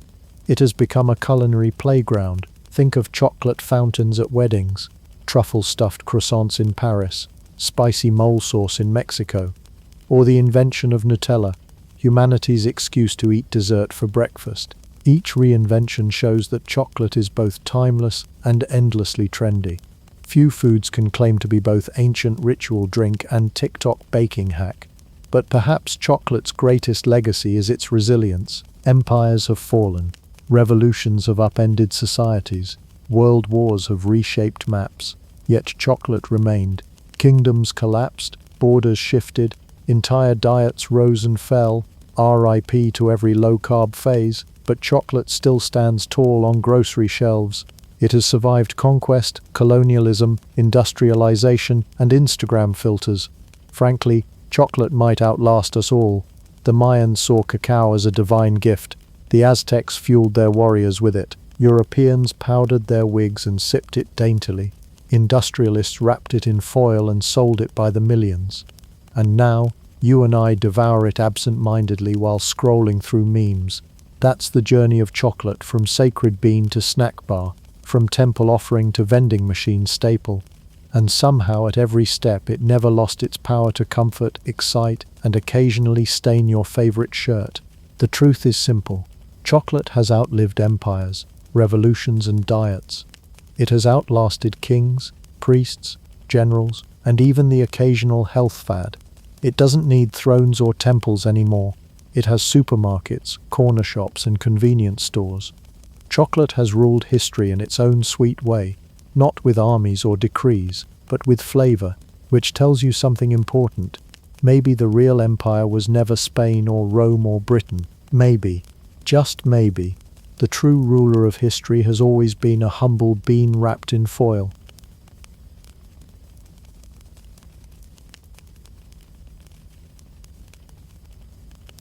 Long before anyone could casually pick up a yellow pencil with a pink eraser and doodle in the margins of their math homework, humanity had to get creative. Writing tools didn't just materialize overnight. They evolved through a strange mix of burnt wood, smeared rocks, bones, and whatever else our ancestors had lying around. If staples had existed in the Stone Age, their shelves would have been stocked with sticks, charred logs, and maybe the occasional limited edition mammoth femur. The earliest known pencil was not a pencil at all, but a piece of burnt wood, charcoal, left over from campfires, became the first drawing medium. Cave walls in Lascaux, France, for example, still bear the black marks of humanity's first attempts at leaving a message. Though their message was less buy eggs and more look at this massive bison, isn't it terrifying? Alongside charcoal, early humans ground ochre, a clay tinted with iron oxide into powders for reddish pigments. Mix that with a little spit or animal fat, and voila, the first crude markers. These tools were portable, cheap, and multi-purpose. You could draw on cave walls, scare your neighbors with handprints, or if the hunting went badly, decorate your own tomb. But while these prehistoric doodlers had artistic flair, they lacked precision. Imagine trying to write your name legibly with a lump of rock. You'd run out of wall space before you finished the first syllable. By the time the Egyptians came along, human writing had leveled up. Instead of just scrawling on rocks, they used styluses made from reeds to carve or press into clay or wax tablets. Imagine a sharp stick but slightly fancier. These styluses weren't designed for doodling little cats in the corner. They were tools of bureaucracy. Scribes used them to tally grain, record taxes, and ensure that when Pharaoh wanted a pyramid built, nobody accidentally forgot the order. The Egyptians also developed ink made from soot and plant extracts, applied with reed brushes on papyrus. That gave them more artistic control than a lump of charcoal, though it came with the downside that papyrus wasn't as durable as stone. Thousands of years later, archaeologists still find rock carvings, but papyrus manuscripts, those are rarer than an honest politician. The Romans took the stylus game even further with their wax tablets. These were wooden frames filled with beeswax, into which scribes could scratch messages with a stylus. Need to correct a mistake? Just smooth the wax over and start again. Basically, it was the ancient equivalent of a whiteboard, except it smelled like honey and melted if you left it in the sun. Roman students used these tablets for school exercises, and merchants jotted down debts on them. If you squint, you can even see a resemblance to the pocket notepad, compact, erasable and reusable. Sadly, the wax didn't last forever, so many tablets eventually became gooey messes. Still, for a while this was cutting-edge stationery. Fast forward to the medieval period, and Europe was suddenly filled with monks hunched over parchment, painstakingly copying texts with quill pens. A goose feather trimmed into a point, dipped into ink, became the favored tool for centuries. These quills produced elegant strokes but demanded constant maintenance, trimming, sharpening, dipping, and occasionally throwing across the room in frustration. Writing with a quill was an art form in itself. Ink blotted easily, parchment tore, and one sneeze could ruin a week's work on a manuscript. Medieval scribes lived in constant fear of accidents. A spilled ink pot wasn't just a mess, it was a disaster that could wipe out a priceless text. On the other hand, the quill did allow for beautiful calligraphy and elaborate illuminated manuscripts. Some pages look less like writing and more like a concert between letters and illustrations. Still, it wasn't exactly convenient. You couldn't carry a quill and inkwell in your pocket, unless you wanted to risk stabbing yourself with a feather and dyeing your tunic black. Portable note-taking was not really an option. Taken together, these eras reveal something important. Writing was always possible, but rarely simple. Humans had a wide toolkit: charcoal, ochre, styluses, quills, but none of it combined portability, cleanliness, and reliability. Charcoal smudged, ochre faded, wax melted, ink blotted, and quills. Don't even ask about how often they snapped. Each system worked well enough for its time, but failed to hit that sweet spot of cheap, durable, and convenient. And then, in the 16th century, everything changed when a grey, crumbly substance called graphite entered the picture. The first writing tools were basically nature's leftovers: burnt wood, rocks, and bones, not exactly office depot quality. Picture this. It's the 1500s in the windswept hills of Cumbria, England. The sheep outnumber people. Wool is basically white gold, and farmers spend their days trudging around soggy pastures. One day, while herding his flock, some unlucky or very lucky shepherd stumbles across a strange shiny black rock jutting out of the ground in Borrowdale. This rock wasn't precious silver or coal, but something far stranger, a deposit of pure graphite, unlike anything the world had ever seen. At first, nobody had the faintest clue what to do with it. Was it a gemstone? A metal? A snack? Don't eat it, spoiler. It tastes like pencil shavings. But then someone rubbed it on something else, and voila, it left a mark. Suddenly, this wasn't just a rock. It was nature's writing utensil, sitting there waiting to be turned into history's first pencil. The beauty of the Borrowdale graphite was how absurdly pure and soft it was compared to anything found elsewhere. This wasn't some crumbly powder you had to grind into ink or mix with glue. These chunks could be sliced into sticks, and the sticks, magical as they were, could write directly onto surfaces. For shepherds, this was a game changer. They had sheep all over the place, and not all of them could be named Fluffy. By using graphite, they could mark their sheep quickly, identifying ownership or noting which ones were ready for market. It was a practical solution to a very woolly problem, and so before it ever graced a school desk or an artist's sketch pad, graphite's first big gig was as a sheep marker. It's not the glamorous career move one might expect for the future backbone of global writing, but hey, everyone has to start somewhere. As word spread, the substance became increasingly desirable.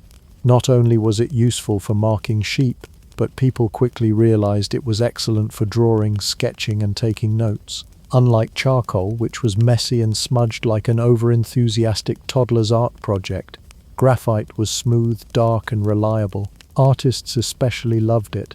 Suddenly, Renaissance thinkers could sketch their grand ideas without coughing on clouds of soot.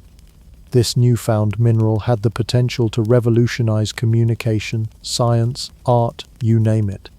Of course, because humans are humans, the first step wasn't to celebrate it, but to immediately try and monopolize it. England quickly clued in that it was sitting on a graphite gold mine. Literally, the Borrowdale deposit was so pure, so unique, that it became the envy of the world.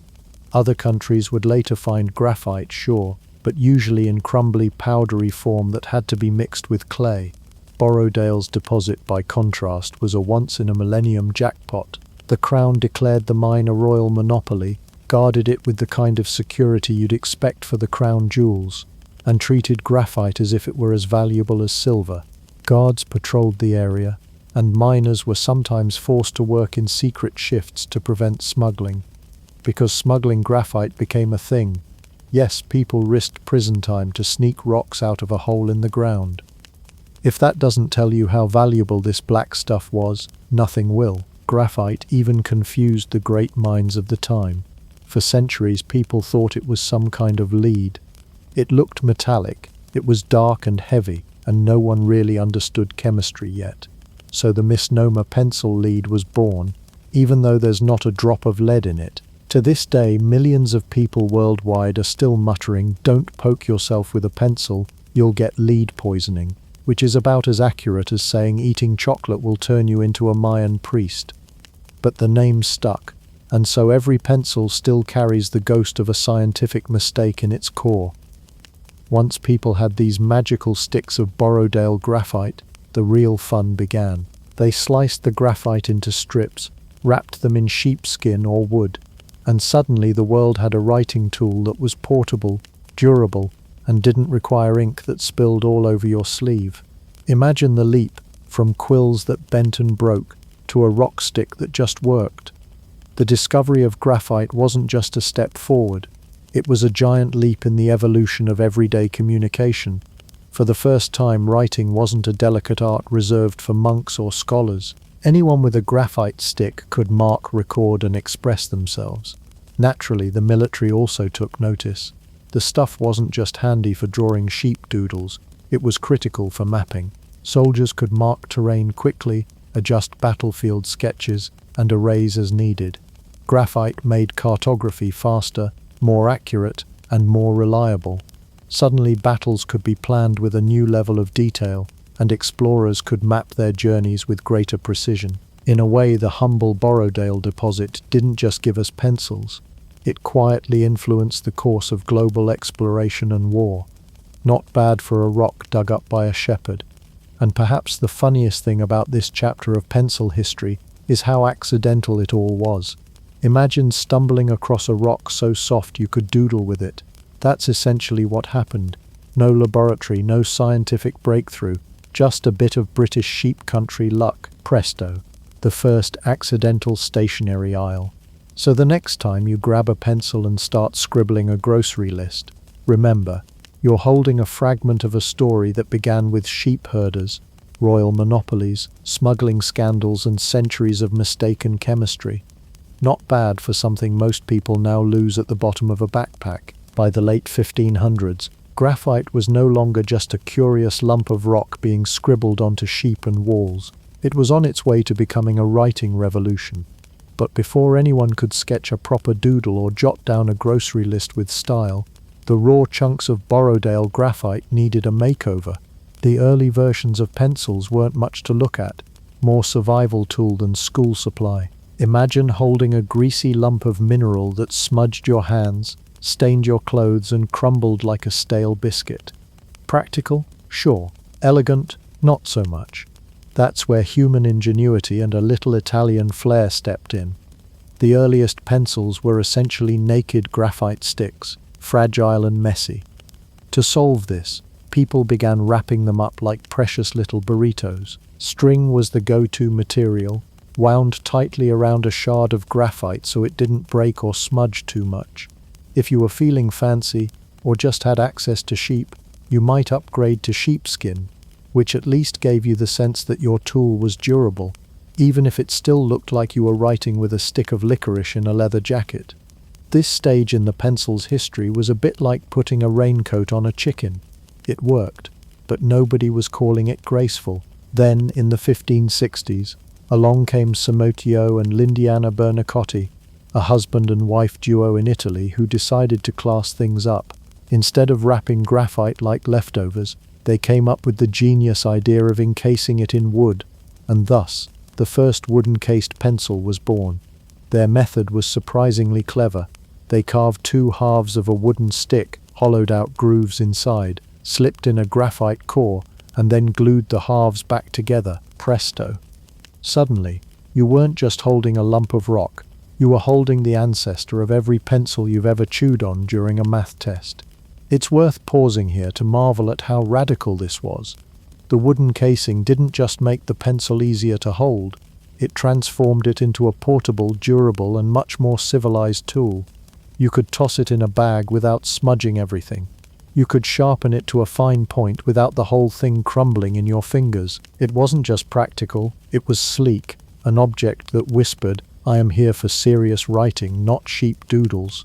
The Bernacottis may not be household names, but every time someone sketches a doodle in the margin of a notebook, they're carrying on that Italian tradition. This wooden innovation also sparked an entire industry. Suddenly, pencils weren't awkward little contraptions wrapped in whatever materials you had lying around. They were standardized, something you could make in batches and sell to people who wanted reliable writing tools. It's not hard to imagine the first merchants advertising them.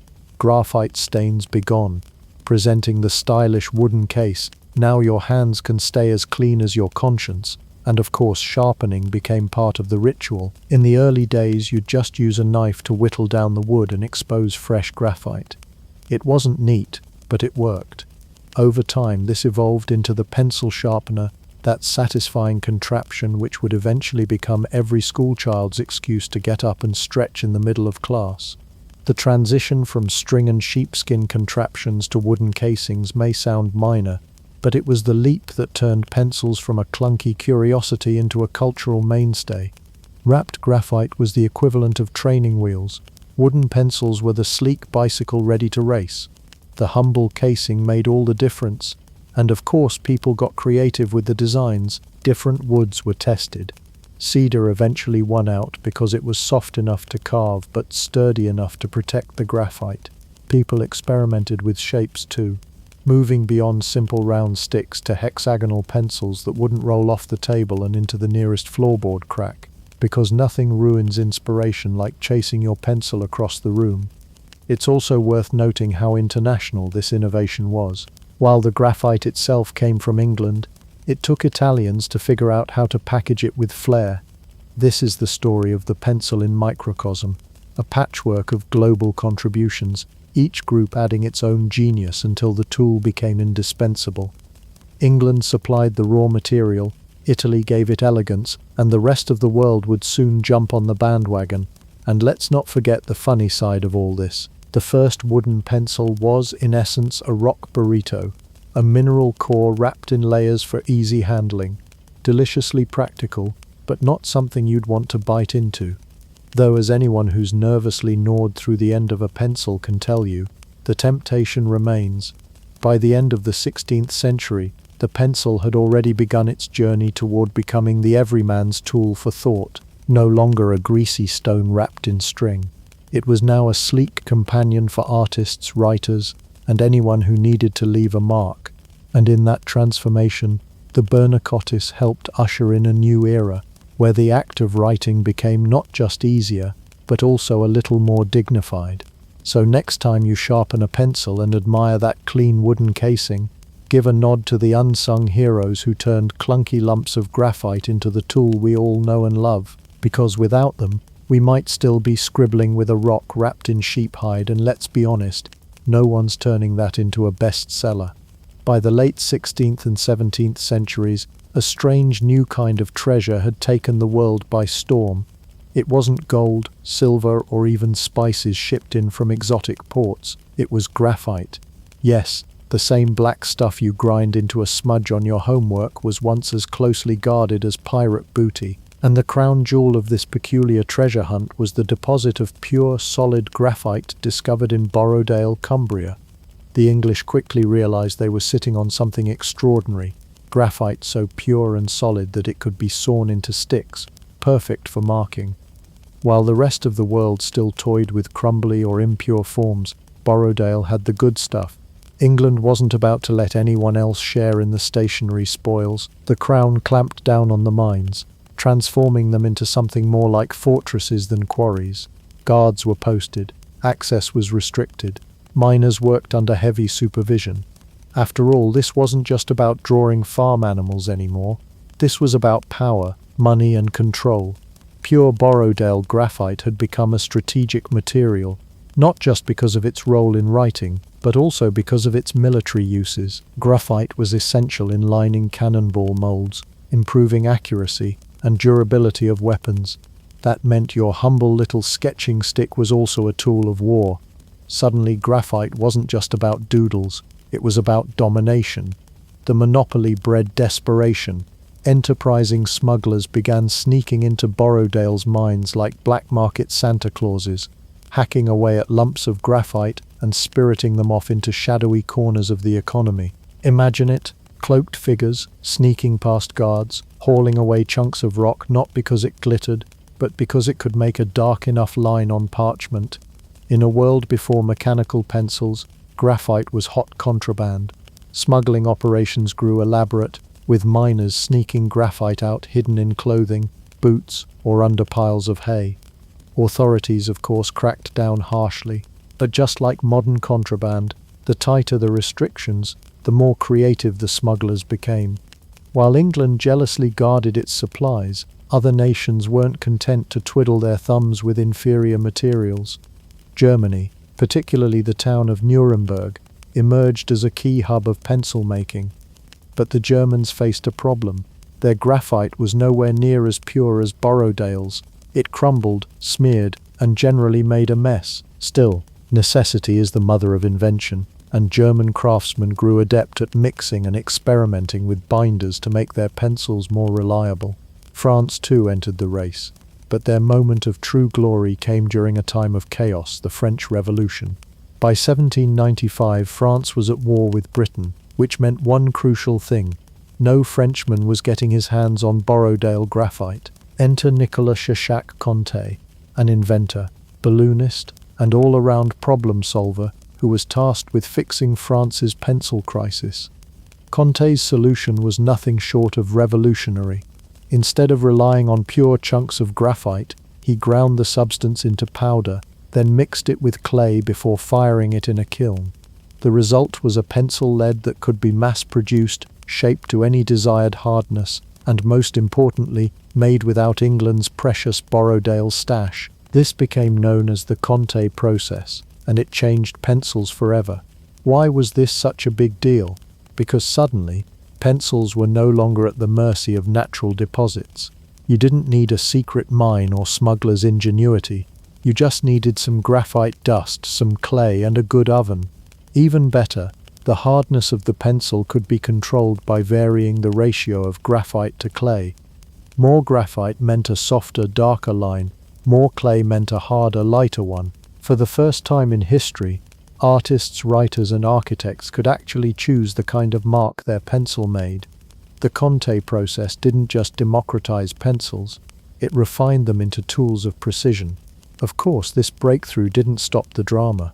For decades, the tension between England's monopoly and continental innovation kept pencils at the center of a strange kind of arms race. England's raw material was unmatched in quality, but France and Germany were outpacing them in technology. Meanwhile, pencil-making families rose to prominence, particularly in Germany, where the Faber family, later to become the famous Faber-Castell, began building their empire. Pencils were evolving from smuggled curiosities into essential commodities. It's almost comic to think about today. Pirates and smugglers usually conjure images of stolen jewels, barrels of rum, or Spanish gold. But in the 17th and 18th centuries, somewhere in a dark English tavern, men might have whispered over tankards of ale about the next graphite haul. Matey, I've a shipment of the finest black rock this side of Cumbria. Forget treasure chests full of doubloons. This was treasure measured in smudges. By the end of the 18th century, the pencil wars had transformed the industry. England had guarded its graphite with iron fists, but innovation abroad meant their monopoly could no longer hold. Smuggling still happened, of course, but with the Conte process, pure Borrowdale graphite was no longer the only game in town. The playing field had leveled, and the age of the pencil as we know it had truly begun.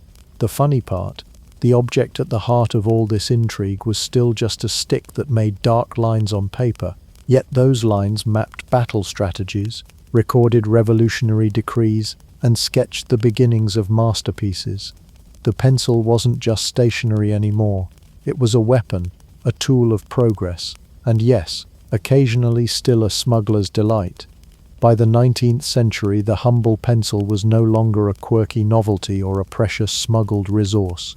It was about to become the universal tool of students, artists, clerks, engineers, and doodlers everywhere. If the earlier centuries were about experimenting with how to trap graphite inside wood without making it crumble, the 1800s were about cranking those sticks out by the millions and making sure everyone from Paris to Pittsburgh could scribble their way through life.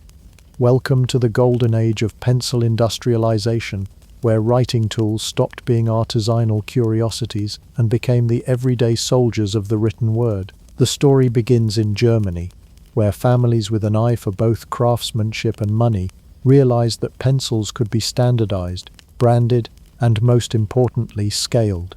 The Faber family, later known as Faber-Castell, wasn't content to just whittle graphite sticks and call it a day. They envisioned an empire of pencils with consistent quality, uniform shapes, and recognizable branding. By the mid-19th century, Faber-Castell had grown into one of the first global pencil dynasties, sending their products across Europe and eventually the world. They weren't alone. Staedtler, another German powerhouse, was right there in the competition, fine-tuning production methods and leaving their mark, quite literally, on history. Meanwhile, in Austria, the Hardmuth family launched Koh-i-Noor, a brand named after the famous Indian diamond. Clearly, they weren't aiming for subtlety. They wanted their pencils to scream luxury and prestige. And to be fair, it worked. Koh-i-Noor became one of the most celebrated names in the pencil trade. eventually producing pencils that were as much status symbols as they were practical tools. Across the Atlantic, in America, the Dixon-Ticonderoga Company began to rise, ensuring that school children and accountants alike had their trusty yellow pencils ready at hand. If Germany was the birthplace of pencil royalty, the United States was where pencils became truly democratic, affordable, widely available, and mass-produced for everyone. Mass production was the real turning point. No longer were pencils crafted by hand in small workshops. By the 1800s, factories were churning out thousands at a time using specialized machinery. Wood was cut, grooves were carved, graphite and clay rods were inserted, and the halves were glued together with an efficiency that would have made earlier pencil makers weep with joy or perhaps despair, depending on whether they were nostalgic artisans or profit-minded industrialists. This mechanization meant pencils could flood markets everywhere, bringing literacy, bookkeeping, and artistic expression into the hands of ordinary people. One of the unsung heroes of this revolution was the standardization of shapes. While early pencils came in all sorts of sizes and oddities, manufacturers realized that consistency was good for both branding and practicality. The now iconic hexagonal pencil became the norm, not because it looked nice, but because it didn't roll off desks. Try balancing a perfectly round pencil on a slanted surface, and you'll quickly understand why someone in the 19th century thought, let's give it 6 sides. Square pencils existed too, though those tended to feel a bit like holding a plank of wood while writing. The hexagon struck the balance, ergonomic enough to grip, geometric enough to stay put. Then there was the matter of hardness grades. Up until this point, buying a pencil was a bit of a gamble. Sometimes the lead was crumbly, sometimes it barely made a mark, and sometimes it scraped across the page like a tiny plough. Enter the graphite and clay mixture perfected during the 18th century, which allowed manufacturers to tweak the formula to produce different levels of hardness. By the 19th century, companies began offering standardized grades, soft leads for rich, dark lines beloved by artists, and hard leads for thin, precise marks prized by engineers and draftsmen. Eventually, this system evolved into the H and B scale we still use today. You could almost call it the Great Pencil Personality Test. Are you a bold 6B or a precise 4H? Industrialization also gave birth to branding and marketing on a new level. Pencils weren't just functional, they were packaged with logos, slogans, and sometimes even painted in distinctive colors. That's where the famous yellow pencil comes in. Around the late 1800s, companies began painting their best quality pencils yellow to suggest luxury and prestige, yellow being associated with Chinese graphite considered the finest. Consumers soon came to expect that a yellow pencil meant quality, and the tradition stuck. So if you've ever wondered why your school pencils are bright yellow, thank a 19th century marketing gimmick. With the sheer volume of pencils being produced, their use expanded in every direction. Schools distributed them by the box, businesses kept them in drawers for ledgers, and artists carried them for sketching on the go. They became so commonplace that their presence was almost invisible, much like air or bread. Pencils were simply there, and in a way, that's what made their impact so extraordinary. A tiny tool that became so universal it blended into the background of everyday life, shaping how people thought, worked, and created without anyone stopping to marvel at it. The 19th century had taken the pencil from a clever invention to a cultural cornerstone. No longer the domain of shepherds marking sheep or artisans handcrafting luxury items, pencils now belong to everyone, and thanks to industrialization, they weren't just accessible, they were reliable, standardized, and plentiful. The pencil was no longer an object you noticed, it was the tool you grabbed without thinking, ready to jot, sketch, or calculate. The funny part, for all the industrial glory, the pencil was still just a stick with a bit of graphite inside. But now, it was the stick of the people, the IKEA furniture of writing tools, cheap, functional, and occasionally hexagonal.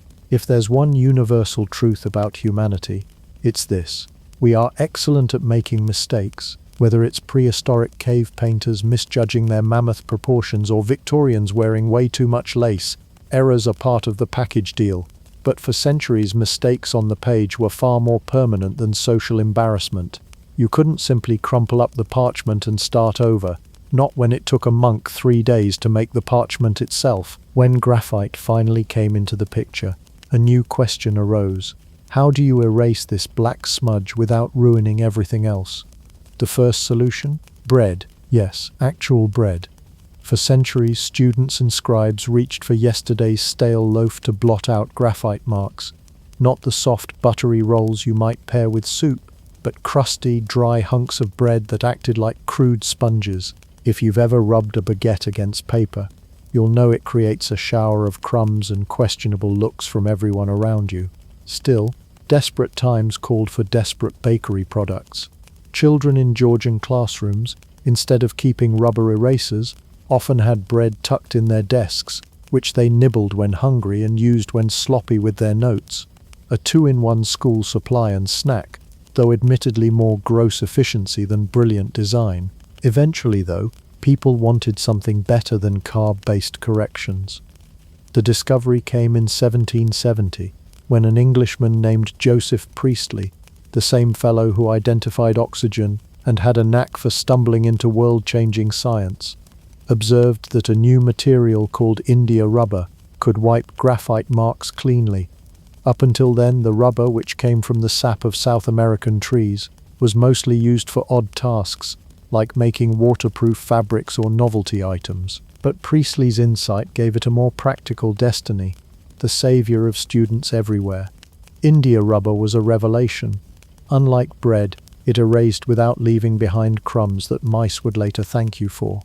The name rubber itself comes from this function. It was something you rubbed to erase mistakes. It was effective, but early rubber came with problems. For one, it spoiled quickly, turning into a gummy mess if not stored properly.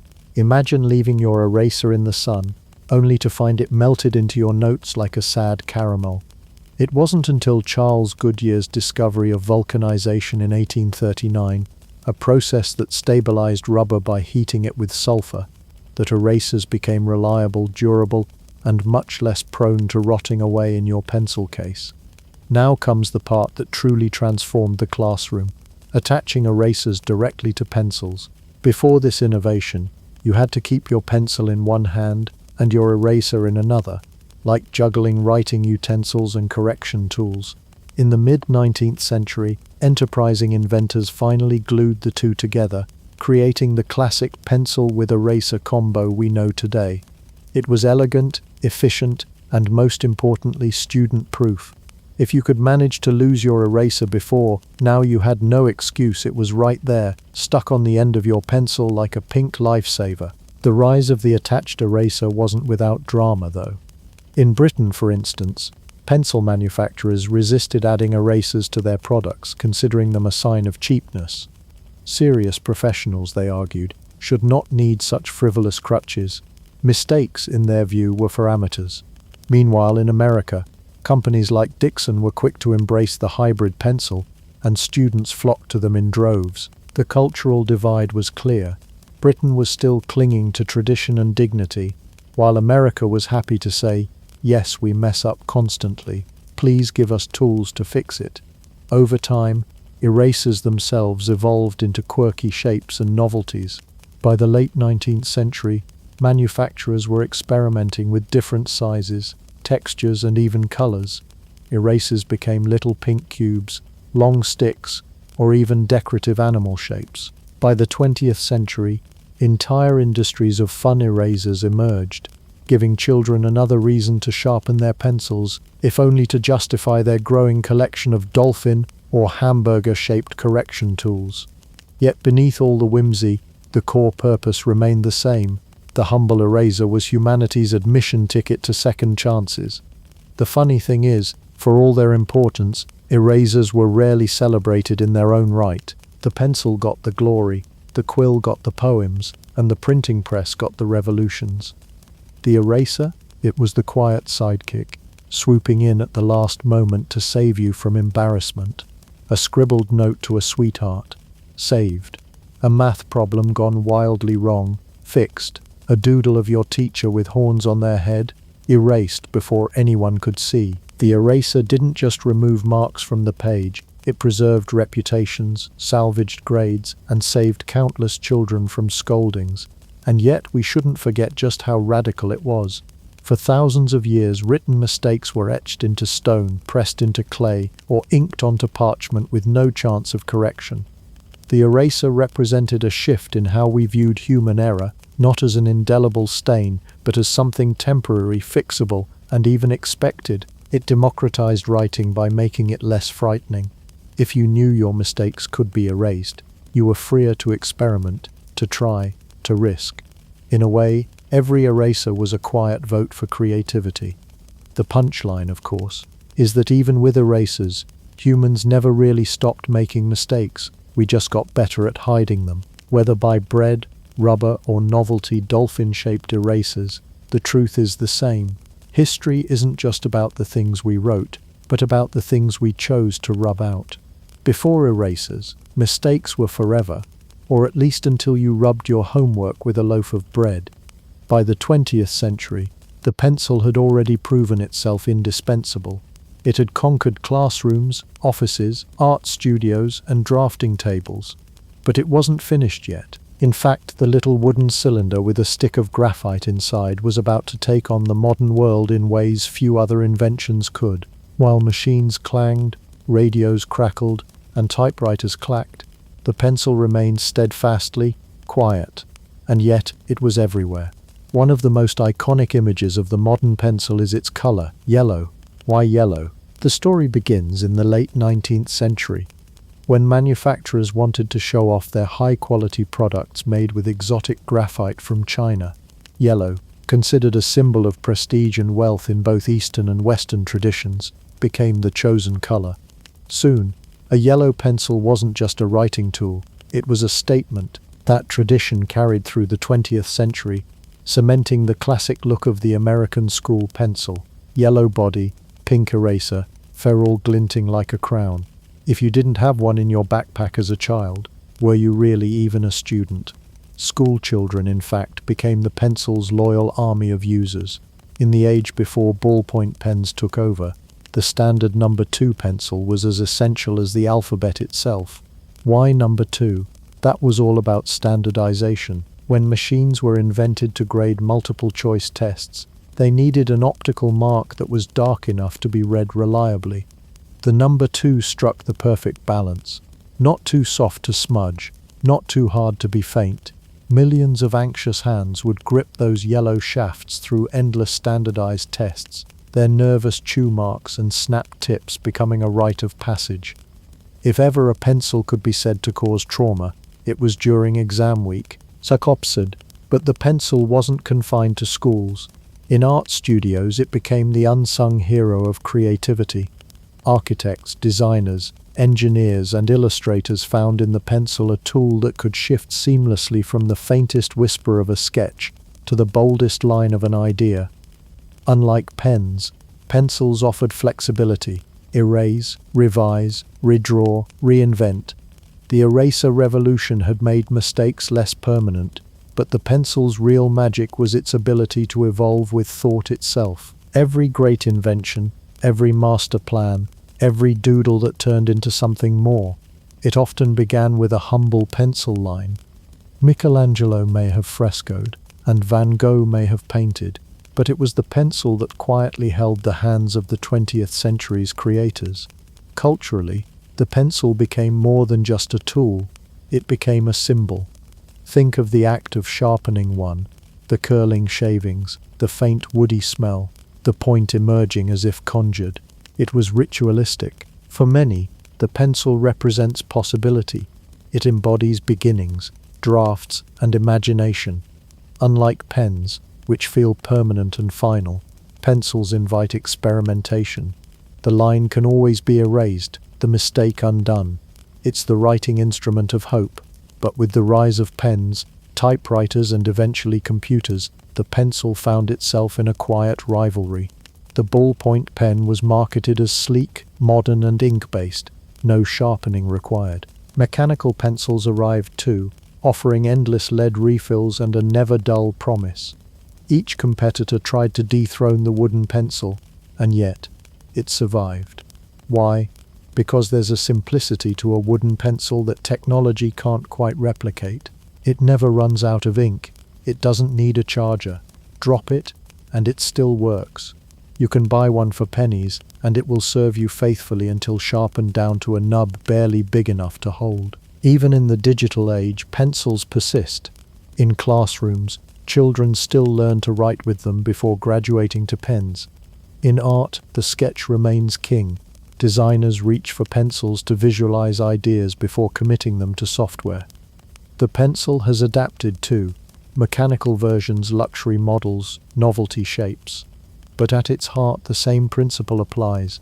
A core of graphite inside a holder, ready to capture whatever the human hand wants to express. And so the pencil stands as one of history's great survivors. It has outlasted empires, monarchies and machines. It was born from a fluke discovery in an English valley, refined in Italian workshops, industrialized across Europe, and immortalized in classrooms across the globe. Even now, when we swipe screens and type on keyboards, pencils remain within reach.